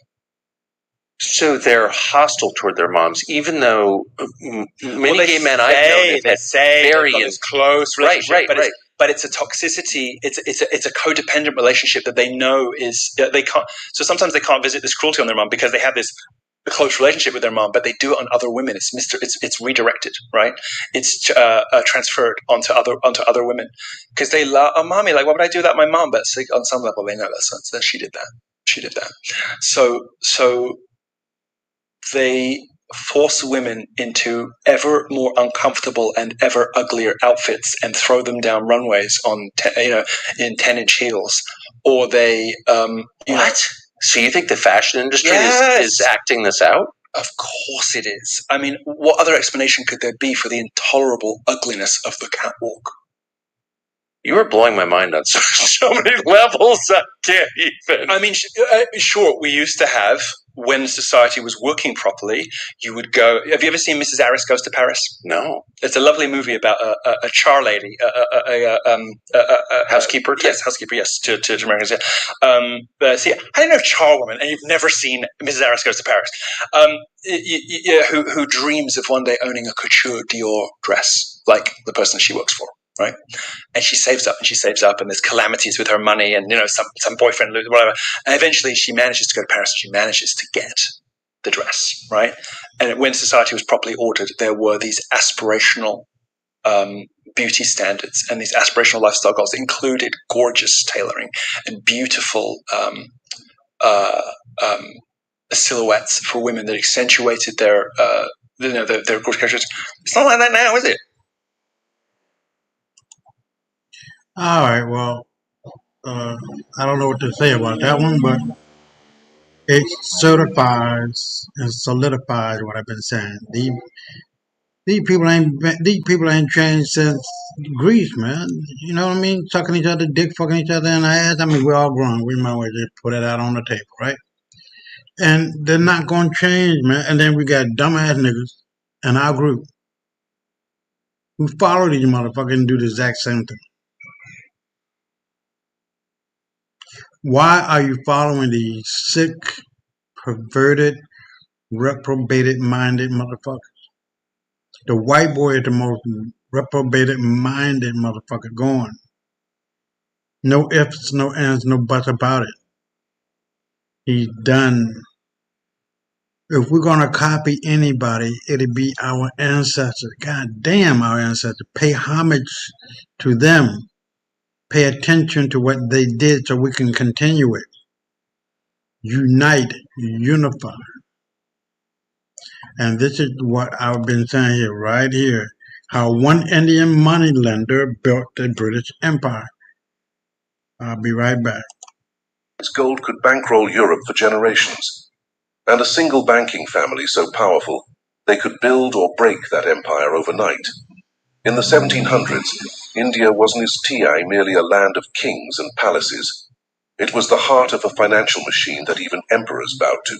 At the center of it all stood one name whispered across courts and battlefields alike: Jagat Seth, banker of the world. They weren't just wealthy merchants. They were the shadow behind the throne, holding more silver, gold, and credit than the mighty. The complexion was black. Don't fall for this bullshit here. British East India Company itself. Every war, every ruler, every rebellion in Bengal moved through their ledgers, and with a single stroke of their pen, they could decide who rose to power and who lost everything. But how did a handful of Indian bankers become the invisible hand behind both the fall of the Mughals and the rise of the British? This is the untold story of the men who financed empires, and without realizing it, handed India to Britain. In the early 1700s, under the last Mughal rulers, Bengal wasn't chaos, it was cash flow. Its fertile plains produced more revenue than the entire British Isles combined. But unlike Europe, where kings relied on taxes and conquests, India had something far more sophisticated: merchant bankers, private financiers who could move money across continents faster than any royal treasury. And at the center of this network stood one dynasty, the Jagat Seths, literally bankers of the world. They weren't a single man, but a powerful Marwari family who transformed Bengal's booming trade into a private financial empire. They exchanged currencies, lent fortunes to princes, and even issued their own bills of credit, centuries before central banks or the IMF existed. Picture them as a fusion of JP Morgan, Goldman Sachs, and a national treasury, rolled into one. They financed armies, stabilized trade routes from Delhi to Dhaka, and even underwrote royal wars. When a Mughal prince needed to pay his soldiers or buy loyalty in court, he didn't go to the emperor, he went to the Seth vaults. But here's the danger of private money. Once it starts speaking louder than emperors, politics begins to obey finance. By the 1730s, the Mughal Empire had grown weak. Bengal's Nawabs ruled like kings in their own right, while the Jagat Seths had quietly become the real power behind the throne. They had financed the empire's rise, and were about to fund its collapse. So how did a family of bookkeepers become kingmakers of an empire? The answer lies in one battle and one betrayal that changed the course of Indian history forever. By 1757, in the glittering capital of Murshidabad, a silent conspiracy was taking shape. The British East India Company, led by a young ambitious soldier named Robert Clive, was no longer satisfied with trade. They wanted control, land taxes and political power. But there was one problem. The company didn't have the money or influence to topple Bengal's ruler, Siraj-ud-Dowlah. The Jagat Seths, however, did. They had grown weary of Siraj's impulsive rule, his erratic spending, his disregard for the merchants who kept Bengal's wealth flowing. To the Seths, British rule looked not like an invasion, but an opportunity, a future built on order, profit, and partnership. And so, in secret, they struck a deal with Clive. The Seths would quietly finance the company's army, paying soldiers, securing supplies, and greasing the right palms. In return, after victory, they would gain control over Bengal's treasury. What followed was not a war, but a transaction. The Battle of Plassey lasted barely a few hours. The British didn't win through might. They won through money. Convert your audio and video files into accurate text transcripts in seconds with TurboScribe. Visit TurboScribe. And manipulation. The Nawab's generals, already bribed with Seth gold, stood still on the battlefield. Siraj's forces melted away. By nightfall, Siraj-ud-Dowlah was captured and executed. The British East India Company took command of Bengal, and the Jagat Seths, the very men who funded the coup, believed they had secured their influence for generations. But they... Now we look. This is perhaps the perfect example of unity. And disunity, what happens? When we are unified, we take control, man. How can it be any more simpler? But when we are divided and fight amongst each other and dismantle your own brother, you know it's over. Had underestimated their new partners. The British had learned something far more valuable than gold. Money can conquer faster than war. Within a few short years, the East India Company turned on the same financiers who had made their rise possible. Using Bengal's wealth as their war chest, they expanded their empire, while the Jagat Seths faded into the shadows. The very bankers who once financed the fall of the Mughals had just bankrolled their own downfall. So how much wealth did the British actually take? And what became of the Indian banking empire that once ruled Asia's trade? When Bengal fell, everything changed overnight. The East India Company didn't just seize territory, it seized the right to collect taxes, known as the Diwani. In a single stroke, a trading corporation became the ruler of one of the richest regions on earth. But there was one problem. The British didn't understand how India's intricate credit networks worked. They didn't have the trust, the reach, or the local intelligence. So they did what all empires do. They absorbed the system they couldn't replace. The Jagat Seths, once the independent masters of Indian finance, were now reduced to lenders under British supervision. In modern terms, this was the first hostile corporate takeover in Indian history. Before 1757, Bengal's wealth had stayed within India, circulating through its cities and villages, funding artisans, industries, and temples. After 1757, that same money began to flow in only one direction, toward London. This was the beginning of what the economist Dadabhai Nauroji would later call the drain of wealth. Over the next 100 years, from 1757 to 1857, Britain extracted the equivalent of 45 trillion in today's value from India. It was wealth that built factories in Manchester, funded the Royal Navy, and fueled Britain's global dominance, all drawn from the revenues of Bengal. And as the British system expanded, India's private financiers, the Jagat Seths, the Mawaris, the Baniyas, disappeared. The East India Company established a monopoly over credit and currency, dismantling the very network that had once sustained the Mughal economy. The Jagat Seth family itself fell from power. They faced political persecution, forced audits, and staged bankruptcies. By the 1770s, their fortune, once said to exceed that of the Bank of England, had vanished. The irony. The British had simply perfected the same financial system that once made India rich, but they turned it outward, channeling it into their own empire. The profits that once powered Bengal's prosperity now financed the Industrial Revolution. Could India's financial empire have survived if it had remained independent? The numbers say yes, but history had other plans. Here's what most textbooks don't tell you. Britain didn't fund its empire. India did. The taxes collected in Bengal after 1757 became the seed capital for Britain's wars in Europe, its expanding navy, and its global trading dominance. Every ship that left London's docks, every cannon forged for the Napoleonic Wars, every textile mill that powered the Industrial Revolution, all were, in part, financed by Indian money. Historical records even show that portions of Britain's Napoleonic campaigns were paid for with revenue siphoned from Bengal. Factories in Manchester and Liverpool ran on raw cotton from India, processed and sold back to the very people who produced it.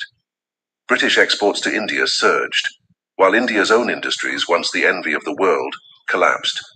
It was a self-feeding loop. Indian taxes paid for British soldiers protected British trade, and British trade ensured that even more Indian taxes could be collected. The cycle sustained itself for nearly a century, an elegant, brutal machine of empire, financed by its colony's own wealth. The Jagat Seth's legacy lived on, not in their name, but in the system they created. Their decentralized network of credit and trust became the very blueprint of colonial finance. The same structure that once built Bengal's prosperity now powered London's empire. And the greatest irony of all, Britain's celebrated financial revolution, its banking, its credit systems, its accounting methods, was perfected in India long before it ever reached Europe. So what happens when the flow of money, the lifeblood of an empire, finally runs dry. When India's wealth stopped streaming into London's banks, the British Empire began to crack from within. By the mid-1800s, the East India Company, once the world's most powerful corporation, had collapsed under its own corruption and greed. The British Crown took direct control of India, but the financial engine that had fueled their rise was already slowing. Without India's endless trade surpluses, the British economy stagnated. The costs of empire, the wars, the railways, the administration began to exceed the profits. The same cycle that started when the Jagat Seths bankrolled one rebellion had come full circle. Once again, money, not armies, decided the fate of an empire. And by 1947, when Britain finally left India, the empire that once ruled half the world was buried under its own debts, more than 200% of its GDP. It was the same trap that had destroyed the Mughals 2 centuries earlier, spending power they no longer truly controlled. Empires fall when they forget who holds the money. For the Mughals, it was the Jagat Seths. For the British, it was the bond markets, and eventually the US dollar. So what's the lesson? History doesn't just repeat, it compounds. The saga of the Jagat Seths isn't merely about one family's fortune or fall. It's a mirror held up to every empire that believes military might can outlast financial reality.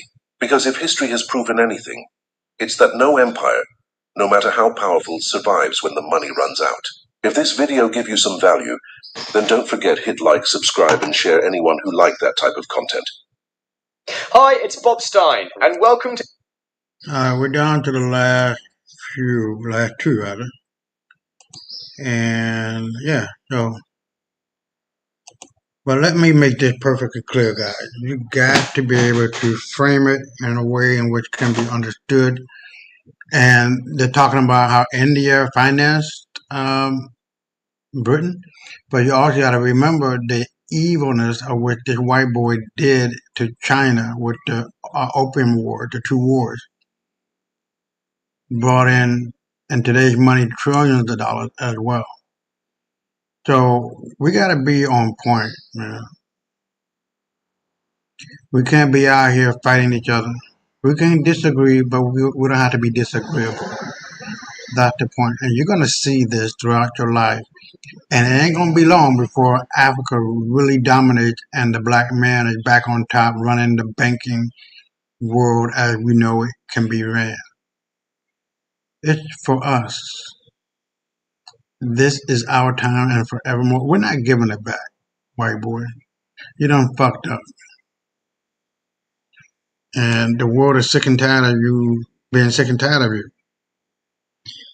And this one, shocking genetic, shows the African intelligence gene is absent in Neanderthal.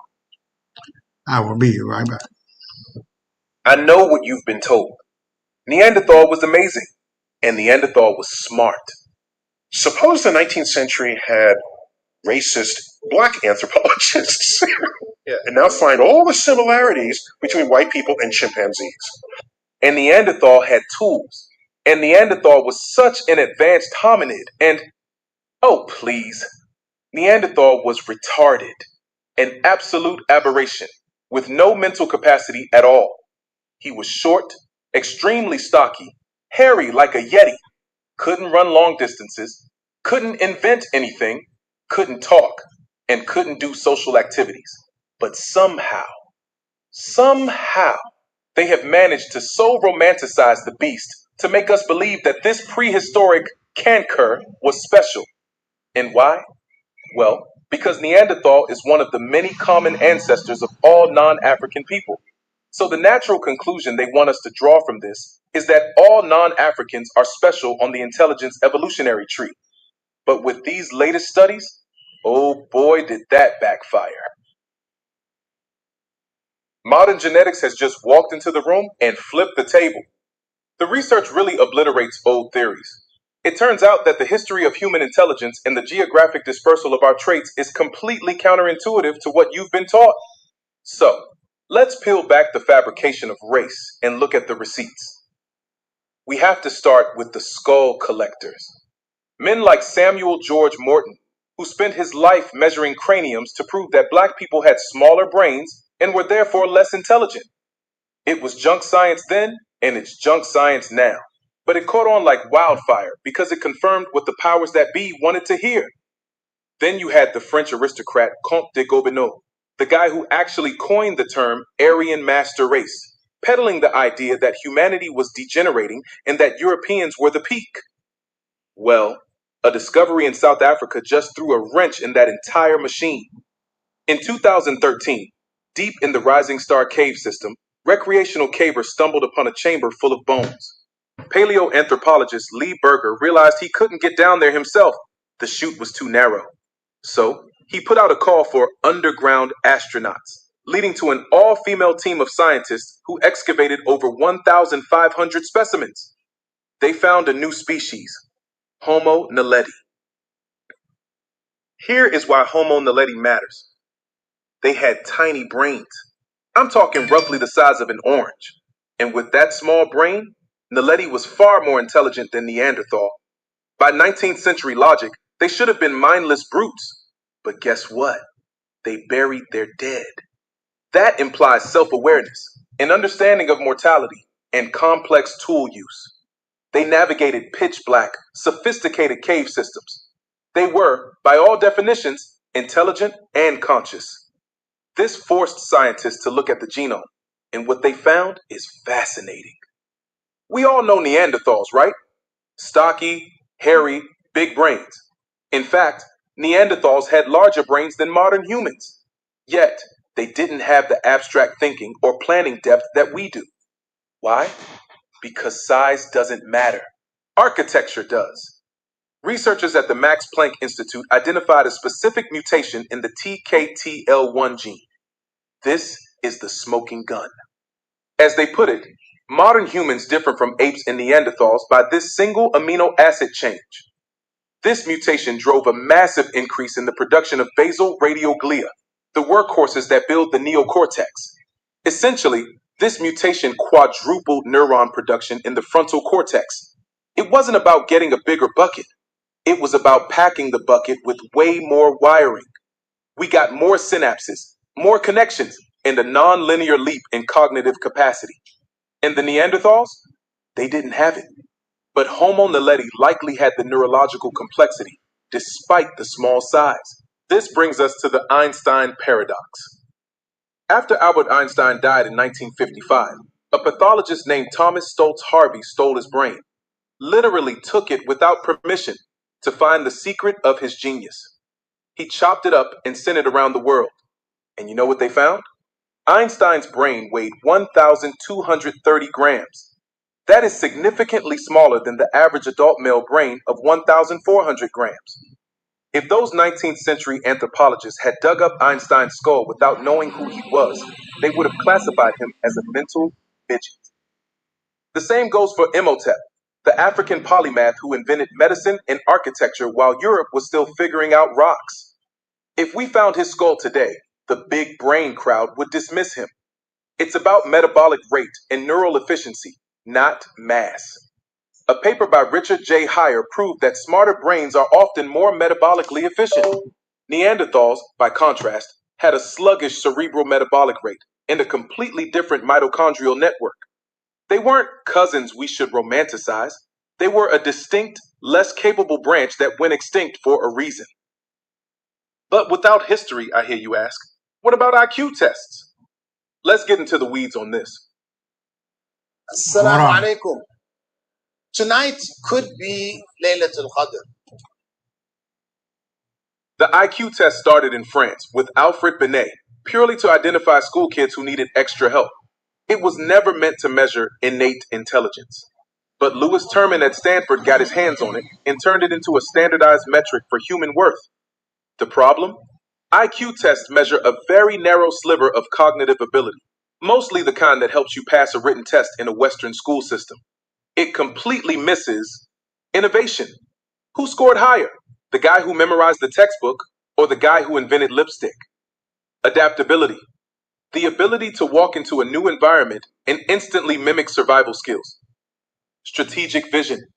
The ability to visualize a future and map the path to get there. Emotional intelligence. the ability to lead and influence others. You can have a soldier who is an engineering genius on paper but freezes in a firefight, and a platoon commander who flunked math but can read a battlefield like a chessboard. Who is smarter? Survivability is the only definition of intelligence that matters in the real world. And if we want to talk about civilization as a metric for group intelligence, let's look at the scoreboard. The TKTL1 mutation emerged in southern Africa 400,000 years ago. The two foundational civilizations of history, Sumer and ancient Egypt, Kemet, were undeniably black African civilizations. We've covered this. They gave us writing, algebra, astronomy, medicine, and the wheel, while others were still hunter-gatherers. 19th century historians like Oppert worked overtime to hide this, but the receipts are there. Now, let's talk about evolutionary vectors. If we look at how humans diverge from primates, we see specific trends. Loss of body hair, longer legs, larger gluteus maximus for running and energy storage, and yes, let's go there, significantly larger male reproductive organs. These are the traits that separate Homo sapiens from the rest of the hominids. Ironically, the specific physical traits that early racists tried to label as primitive in black people are actually the most derived, the most evolved away from the primate baseline. Kinky hair? No primate has it. It's an evolutionary adaptation to protect the brain from the sun. Straight hair is the primitive trait. But the biggest factor in intelligence isn't your hair or your skull size. It's psychology.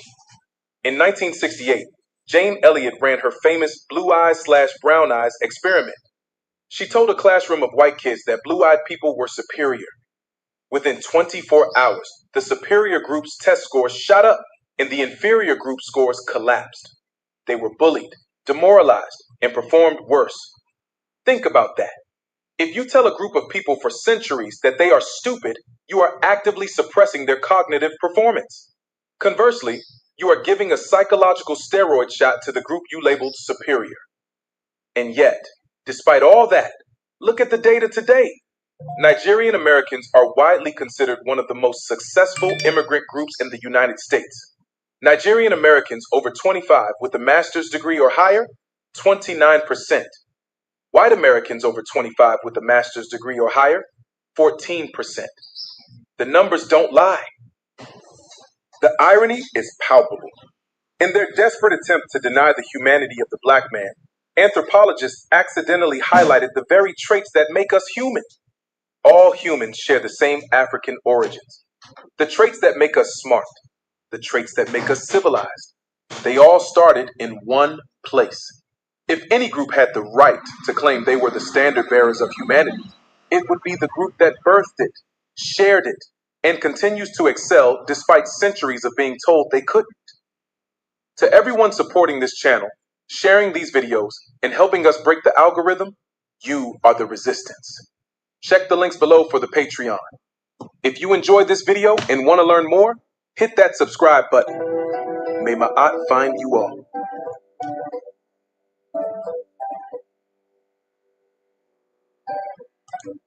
All right, we're down to the last one, and this one has to do with the current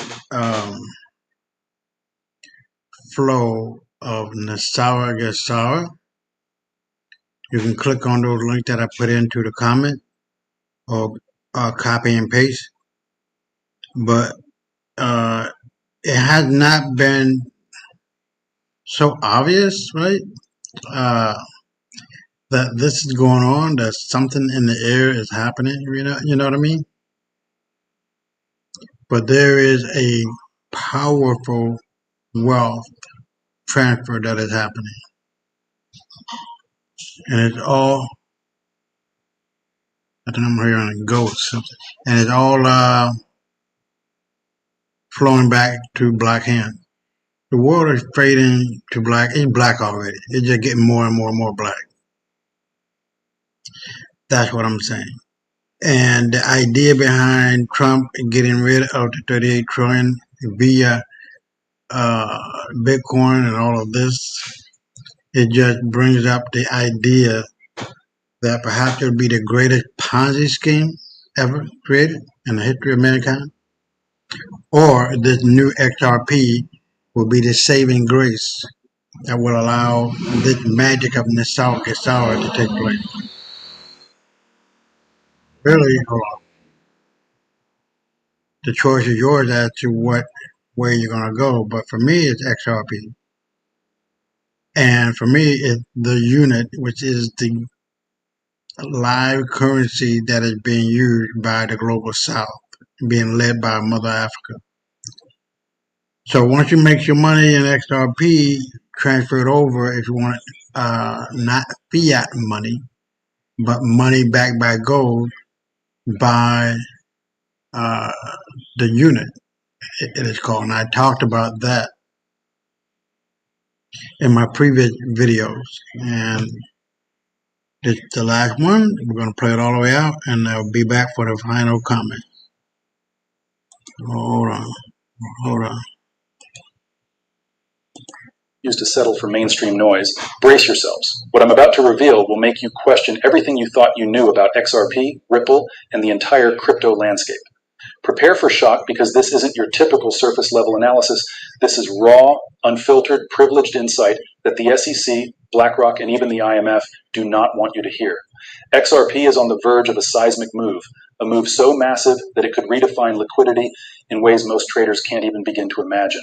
And yes, I mean shock the markets, jaw-dropping volatility levels. Right now, while retail investors panic at minor dips and Wall Street analysts pontificate in endless charts, Ripple insiders are quietly executing strategies that could see liquidity channels open in a way that makes traditional banking look like child's play. Imagine BlackRock quietly accumulating XRP while the mainstream media distracts you with FUD stories. Are you ready to finally see the truth they've been hiding? This changes everything. Before we dive deeper, hit that subscribe button and smash the like because missing this could cost you in ways no top analyst on YouTube will ever warn you about, and you need to be positioned before the wave hits because it's coming fast, and yes, the signals we're seeing now are louder than anything I've ever tracked in the last 5 years of hyper-aggressive crypto analysis. XRP has been quietly aligning itself with a series of financial moves that scream preparation for institutional level adoption. ¿Por qué tu ex compañera de clase está siempre viajando por el mundo y tú sigues llegando justo a fin de mes? The SEC's ongoing delays, Ripple's quiet partnerships, and rumors of strategic talks with banks like JP Morgan and Citi are converging into a scenario that is rarely discussed publicly, a liquidity injection that could force short positions to implode, forcing massive cascading buys, and sending XRP into territory that most people think is pure fantasy. Ask yourself, why are hedge funds positioning quietly in XRP while headlines distract with lawsuits and uncertain regulations? It's because they know something the average trader doesn't. Do you want to be the person scrambling to buy after the move? Or do you want to be prepared with actionable intel before the financial world even blinks? Every signal we've been tracking points to one conclusion. XRP is not just moving, it's about to move aggressively, and the timing could shock even veteran traders. Prepare for extreme price swings, prepare for institutional announcements that make the crypto world shake, and most importantly, prepare to separate yourself from the retail herd that blindly follows the headlines. All right, let's dive in. The data doesn't lie, and if you think XRP is just another altcoin, think again. This is a systemic shift in the making. Look at the XRP ledger metrics. Daily transaction volume is quietly spiking, liquidity pools are tightening, and the number of new wallets holding significant XRP positions is climbing in a pattern that mirrors pre-bull run activity from 2017, but on institutional steroids.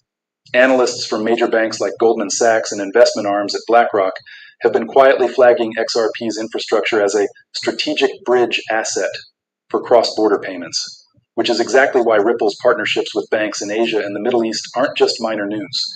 They're structural upgrades to the global financial network. Every on-chain metric, every SEC filing, every rumor about IMF, World Bank blockchain pilots points in the same direction. XRP is quietly being positioned as a next-level financial conduit, and this is invisible to the casual investor who relies on mainstream headlines. Now let's talk authority. When JP Morgan, Santander, and other mega institutions quietly test XRP for liquidity corridors, this isn't experimental chatter. This is preparation for capital flows in the hundreds of billions. Imagine the shock when liquidity starts to enter a market most retail traders still think is uncertain. Ripple CEO Brad Garlinghouse has repeatedly hinted at major movements, carefully choosing his words on conferences and podcasts. This isn't hype. This is calculated signaling that only the sharpest insiders can interpret. Are you going to watch from the sidelines while others take positions, or are you going to finally understand the institutional calculus shaping XRP's trajectory?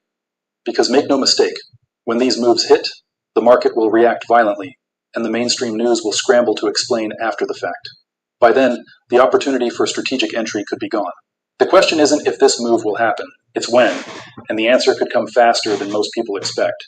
Liquidity alerts, whale accumulation, and the alignment of global financial institutions all converge to create a perfect storm scenario. And yes, this is exactly the kind of insight that gets suppressed, ignored, or spun in mainstream outlets. But here, you get it raw, unfiltered, and actionable. You need to stay alert, keep tracking these signals, and position yourself intelligently, because the next wave isn't coming tomorrow. It's already forming, and those who see it first stand to benefit massively. Now let's get to the catalyst, the trigger points, and why every FUD story you've seen about XRP is not just misleading, it's a smokescreen. Think about it. Every SEC headline that shakes retail traders is exactly the distraction that allows institutional players to quietly accumulate. While the media screams uncertainty or lawsuit risks, banks like Citi, Santander, and even private arms of the IMF are testing liquidity corridors with XRP, quietly stress testing it for real-world financial flows. Ask yourself, does it make sense that Ripple would survive these regulatory skirmishes without a massive calculated institutional backing? The answer is no. This is a chess game played on a global scale, and most traders are watching checkers. Here's the kicker. The market reacts violently to triggers, and XRP is primed for multiple simultaneous catalysts. First, we have rumored announcements of RippleNet expansion in Asia and the Middle East, which could unlock billions in cross-border transactions. Second, insiders are quietly reporting spike alerts in XRP liquidity pools and wallet clustering that indicate large-scale accumulation. Third, a potential SEC motion or settlement, even hinted at, could serve as a green light for institutions to move with full force. This isn't hypothetical. It's a scenario unfolding in real time. And if you think you can rely on news outlets to guide you, think again. They're reporting after the market moves, not before. Now let's tackle the FUD. The common narrative, lawsuits, regulatory uncertainty, XRP is centralized, all of it is designed to keep retail traders out while the whales position themselves.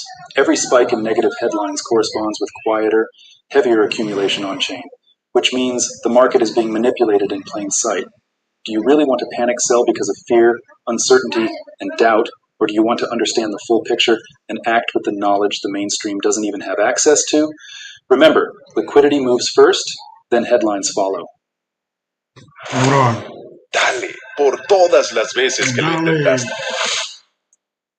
Prepare for shock, because when the narrative flips, it will be too late for those who ignored these signals. XRP's trajectory is not linear. It's explosive, orchestrated, and heavily influenced by global financial forces that few even consider. Once the catalysts align, retail panic, institutional positioning, and regulatory clarity will collide, producing a liquidity shockwave that will redefine this market.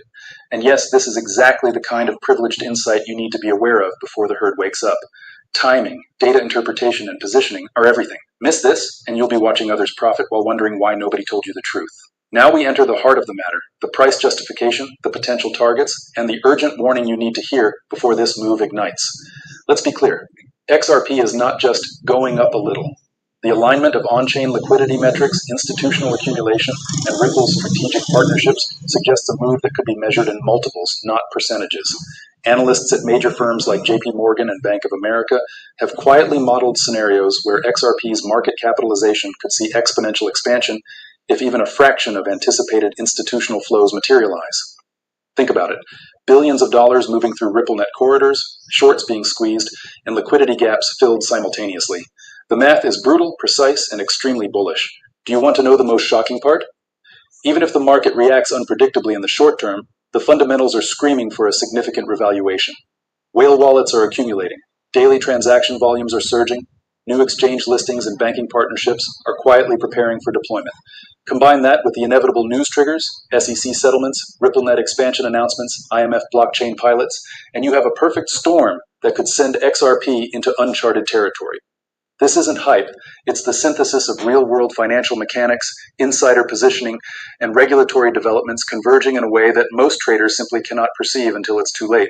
Here's the final warning. This move is imminent, and those who hesitate will face FOMO like they've never experienced. Retail panic will meet institutional precision, and the resulting volatility will be brutal for unprepared traders. Positioning now, understanding the data, and following the signals is the difference between capitalizing on a historic market moment and watching it pass by as a distant headline. This is your privileged inside look at a liquidity event that could reshape the crypto landscape. XRP isn't just another coin, it's a financial instrument on the brink of becoming a global conduit for trillions in cross-border capital. Time is critical. Ignore the noise, follow the metrics, watch the whales, prepare for shock. The next chapter in XRP's journey is about to unfold, and it will be nothing short of historic. Miss it, and you'll be asking yourself, WTF just happened? Be ready, be sharp, and most importantly, be positioned. In conclusion, what we've uncovered today is not speculation, it's a roadmap, a privileged look behind the curtain of the XRP ecosystem that mainstream outlets refuse to cover. The data, the institutional alignment, the liquidity signals, and the catalysts all point to one undeniable reality. XRP is on the verge of a massive, market-altering move. This is not a drill, not a minor uptick, and certainly not a rumor you can afford to ignore. The question now is simple. Will you act with foresight, or will you be left scrambling as others capitalize on what could be one of the most explosive movements in crypto history? Remember, liquidity doesn't wait, whales don't announce their positions, and headlines only explain events after they've already happened. Now is the time to stay informed, stay alert, and stay strategically positioned. Watch the wallets, track the partnerships, and keep an eye on regulatory developments that will serve as triggers for the next phase of this epic journey. Hit subscribe, stay tuned for updates, and arm yourself with the knowledge that could be the difference between missed opportunity and historic gains. XRP is not just a token, it's a financial wave in motion, and it's arriving faster than most people realize. Prepare, position, and profit wisely. The future waits for no one. Do you want to know the most shocking part? Even if the market reacts unpredictably in the short term, the fundamentals are screaming for a significant revaluation. Whale wallets are accumulating, daily transaction volumes are surging, new exchange listings and banking partnerships are quietly preparing for deployment. Combine that with the inevitable news triggers, SEC settlements, RippleNet expansion announcements, IMF blockchain pilots, and you have a perfect storm that could send XRP into uncharted territory. This isn't hype. It's the synthesis of real-world financial mechanics, insider positioning, and regulatory developments converging in a way that most traders simply cannot perceive until it's too late. Here's the final warning. This move is imminent, and those who hesitate will face FOMO like they've never experienced. Retail panic will meet institutional precision, and the resulting volatility will be brutal for unprepared traders. Positioning now, understanding the data, and following the signals is the difference between capitalizing on a historic market moment and watching it pass by as a distant headline. This is your privileged inside look at a liquidity event that could reshape the crypto landscape. XRP isn't just another coin, it's a financial instrument on the brink of becoming a global conduit for trillions in cross-border capital. Time is critical. Ignore the noise, follow the metrics, watch the whales, prepare for shock. The next chapter in XRP's journey is about to unfold, and it will be nothing short of historic. Miss it, and you'll be asking yourself, WTF just happened? Be ready, be sharp, and most importantly, be positioned. In conclusion, what we've uncovered today is not speculation. It's a roadmap, a privileged look behind the curtain of the XRP ecosystem that mainstream outlets refuse to cover. The data, the institutional alignment, the liquidity signals, and the catalysts all point to one undeniable reality. XRP is on the verge of a massive, market-altering move. This is not a drill, not a minor uptick, and certainly not a rumor you can afford to ignore. The question now is simple. Will you act with foresight, or will you be left scrambling as others capitalize on what could be one of the most explosive movements in crypto history? Remember, liquidity doesn't wait. Whales don't announce their positions, and headlines only explain events after they've already happened. Now is the time to stay informed, stay alert, and stay strategically positioned. Watch the wallets, track the partnerships, and keep an eye on regulatory developments that will serve as triggers for the next phase. Now is the time to stay informed, stay alert, and stay strategically positioned. Watch the wallets, track the partnerships, and keep an eye on regulatory developments that will serve as triggers for the next phase of this epic journey. Hit subscribe, stay tuned for updates, and arm yourself with the knowledge that could be the difference between missed opportunity and historic gains. XRP is not just a token, it's a financial wave in motion, and it's arriving faster than most people realize. Prepare, position, and profit wisely. The future waits for no one.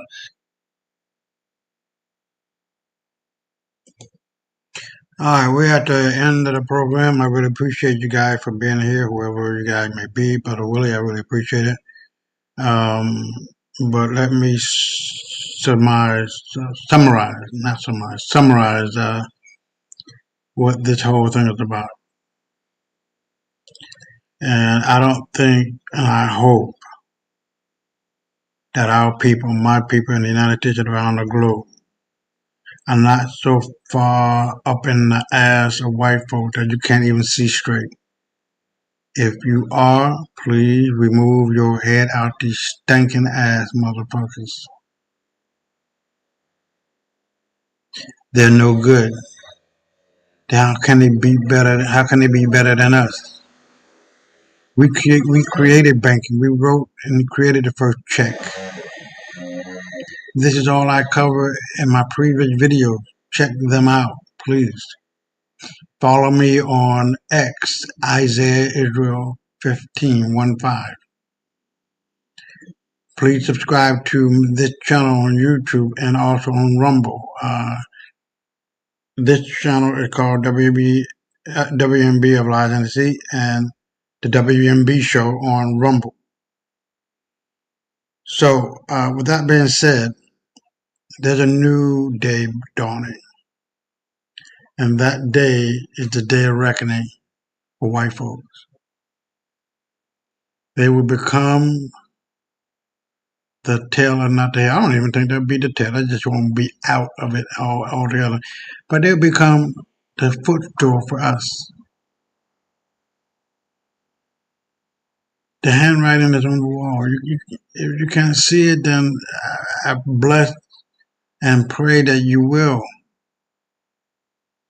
It's over. They went to sleep for 100 years. We woke up to all the noise and hoopla because what black folk won, the race, the tortoise and the hare. You see, you can't be on top and be evil. It doesn't work like that. You have to be fair, you have to be just, you have to be true to yourself and to those who you have dominion over. And I can see why our ancestors were so rough with these people. Not rough, but killing them. Putting them in jail throughout Europe. This they did. Separating family. This they did. Killing them. This they did. The King James Bible is made off of their skin. This they did. So there's no tit for tat here. This was a justice and a just rightful verdict and action taken by our ancestors against these non-human Homo sapien beings. That ain't gonna never change. That ain't gonna never change. It has always been like that, will always be like that. You see, because now I can see why our ancestors didn't like them. Especially my Jewish ancestry out of Spain and Portugal and the Middle East and everywhere else. We didn't want to mix with these motherfuckers. They were raggedy, nasty, disgusting motherfuckers. They would never understand Tikkun Olam, the healing of the world. They would never understand the Torah. They would never understand the mitzvot. And all of that is important. Because they're not the real Jews. They're not the real anything. They're imitators, fakers, invaders of our European ancestral land and every place else. The word slave comes from the word Slavic Indo-European people. So no, they don't have a history, they don't have a culture, they don't have a language, they don't have a motherfucking thing other than what they stole from us and then turn around and tell us we ain't shit and a lot of you niggas just keep going along with it. Oh, the white man, he knows what he's talking about. See, you just gotta be quiet. You just gotta be quiet and wait on him. Man, I swear to God, if I would ever hear that from a mouth of a motherfucker, I would bitch slap the shit out you. Cause you need that. Our ancestors did not play with these motherfuckers. You gotta understand that. They put one foot up their fucking ass and the other foot on their goddamn neck. Period. You need to understand we civilized these uncivilizable beasts.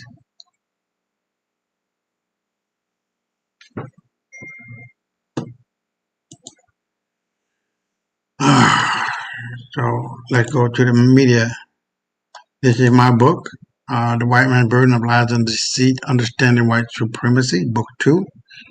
And as we go down, I'm going to bring up some other things. The kingdom of heaven is within you, and whosoever shall know shall find himself or God. And this is the line that they tell. Oh, you can't really see it. Okay. And this is white folk leading us over the cliff of our own destruction. A person can become so determined to destroy another person that they become blind to their own death. That's white folk. And black folk too. But we got to wake up to the reality of what's going on. Knowledge breaks the spell of lies. It's always the opposite. Truth defeat lies. Knowledge defeat ignorance, and so on and so forth. This is my first book. Understand the White Man's Burden of Lies and Deceit. When you read this book, you will come away with a strong sense of yourself and of our ancestors. It's like you fine tuning the frequency to connect yourself back to the root of our ancestors. That's what that is. I'm not just talking just to be talking. I'm connecting myself to our ancestors so that they can speak to you through me. Read Book 1, The White Man's Burden of Lies and Deceit. You'll walk away with a crystal clear understanding of who these people are, and more importantly, who you are. Why do white people hate black people so much? And this one. Please, ancestors, I need your guidance. They don't have none. But in all fairness, they come from black people. And in all fairness, they are black. But I'm not claiming them. Fuck them. No. Take your funky asses back on to where you want to be, how you want to be, how you want to get it. Now, this one, oh, hold on, I got to get rid of that one. Oh, no, you can't see it. Hold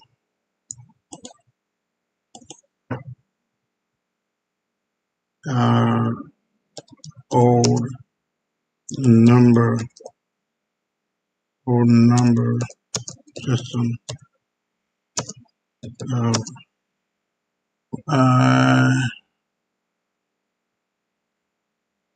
old number system of numbers? What? Hold on.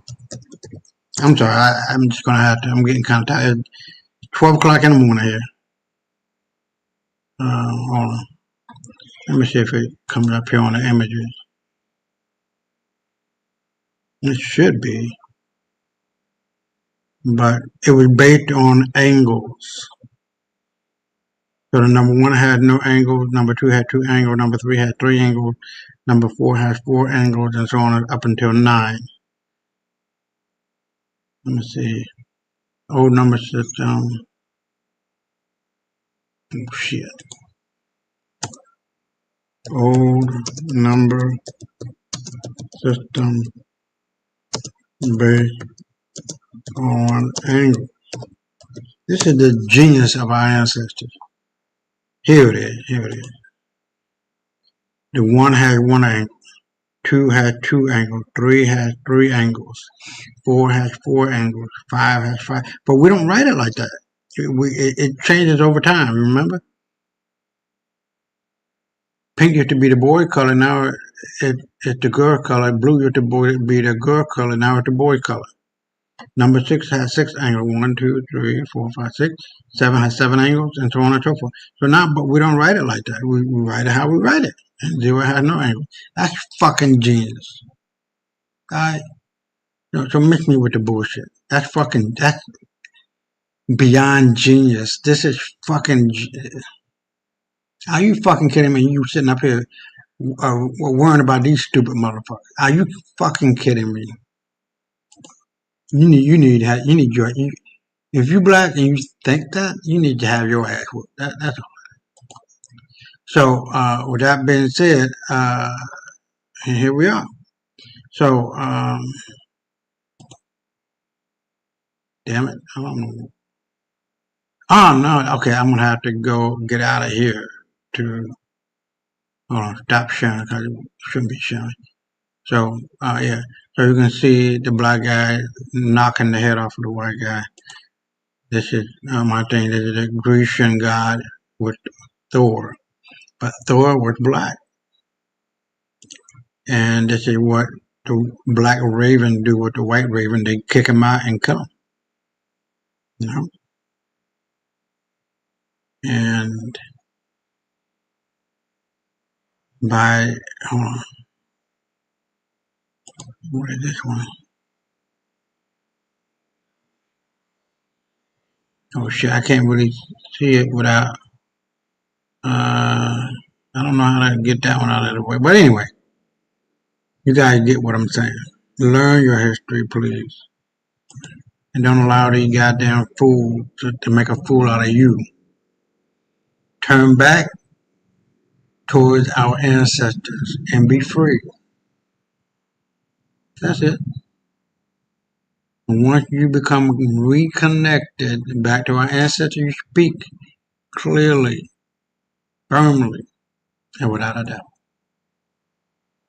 You will know what these people are and what they've always been.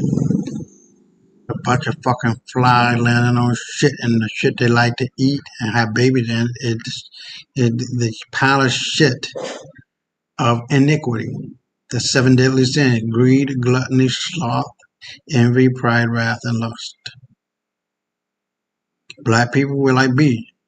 We love being productive. We love pollinating and helping others out. So it doesn't make any sense for a bee to talk to a fly because it just won't make no damn sense. You might as well talk to a brick wall. Why would a bee waste time with a fly to tell him, hey, look, honey tastes better than shit?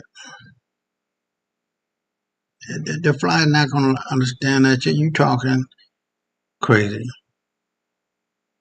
That's it. Talking crazy. But for the next 24/7, 365, stay black. And I will see you here every Tuesdays and Saturday nights at 8 p.m. Eastern Standard Time. Stay black. Oh, and for me, with my hypertension, I've been taking a lot of, not like a pill, right? But it's eating because I like to eat sunflower seeds and pumpkin seeds. It's rich in potassium and vitamins and minerals, all of that good stuff. So check that out. I can't tell you, what to do. Your boy's on business, standing on business, and I know I have to protect me to see my kid grow up and to be an older man, because I'm 53 right now. Hopefully I can be 93, live longer than my grandmother, which was 92. I think it's 92. But if I can make it to 100, I'll be happy. All right, so make sure you take care of your health. Your health is wealth, you guys. And believe me, when I hit 240 over 130, man, I thought I was getting out of here. I jumped my ass the fuck up and ran. Well, not literally, man, but I got there as quickly as possible. But now, I'm taking the medicine, one pill for my hypertension to calm that muscle down, and the other pill once a day for the next 3 months for the cholesterol. But it's not high, you know what I mean? But it's high enough. And the doctor said, we're going to take this. We're going to give you this one pill to take for that, and then the other pill, I might have to be on it for life. Who knows? I don't know. But anyways, always stay black and keep it moving, because this world, starting on February the 1st, the new currency of the global south comes into effect, the unit, and I did a video about that. And on February the 26th, Africa becomes united and comes online. It's a holy fucking take over. Let me tell you that. We are rich beyond your fucking wildest dreams. That's gonna be it. So for the next 24/7, 365, stay black, my people. Peace, love you.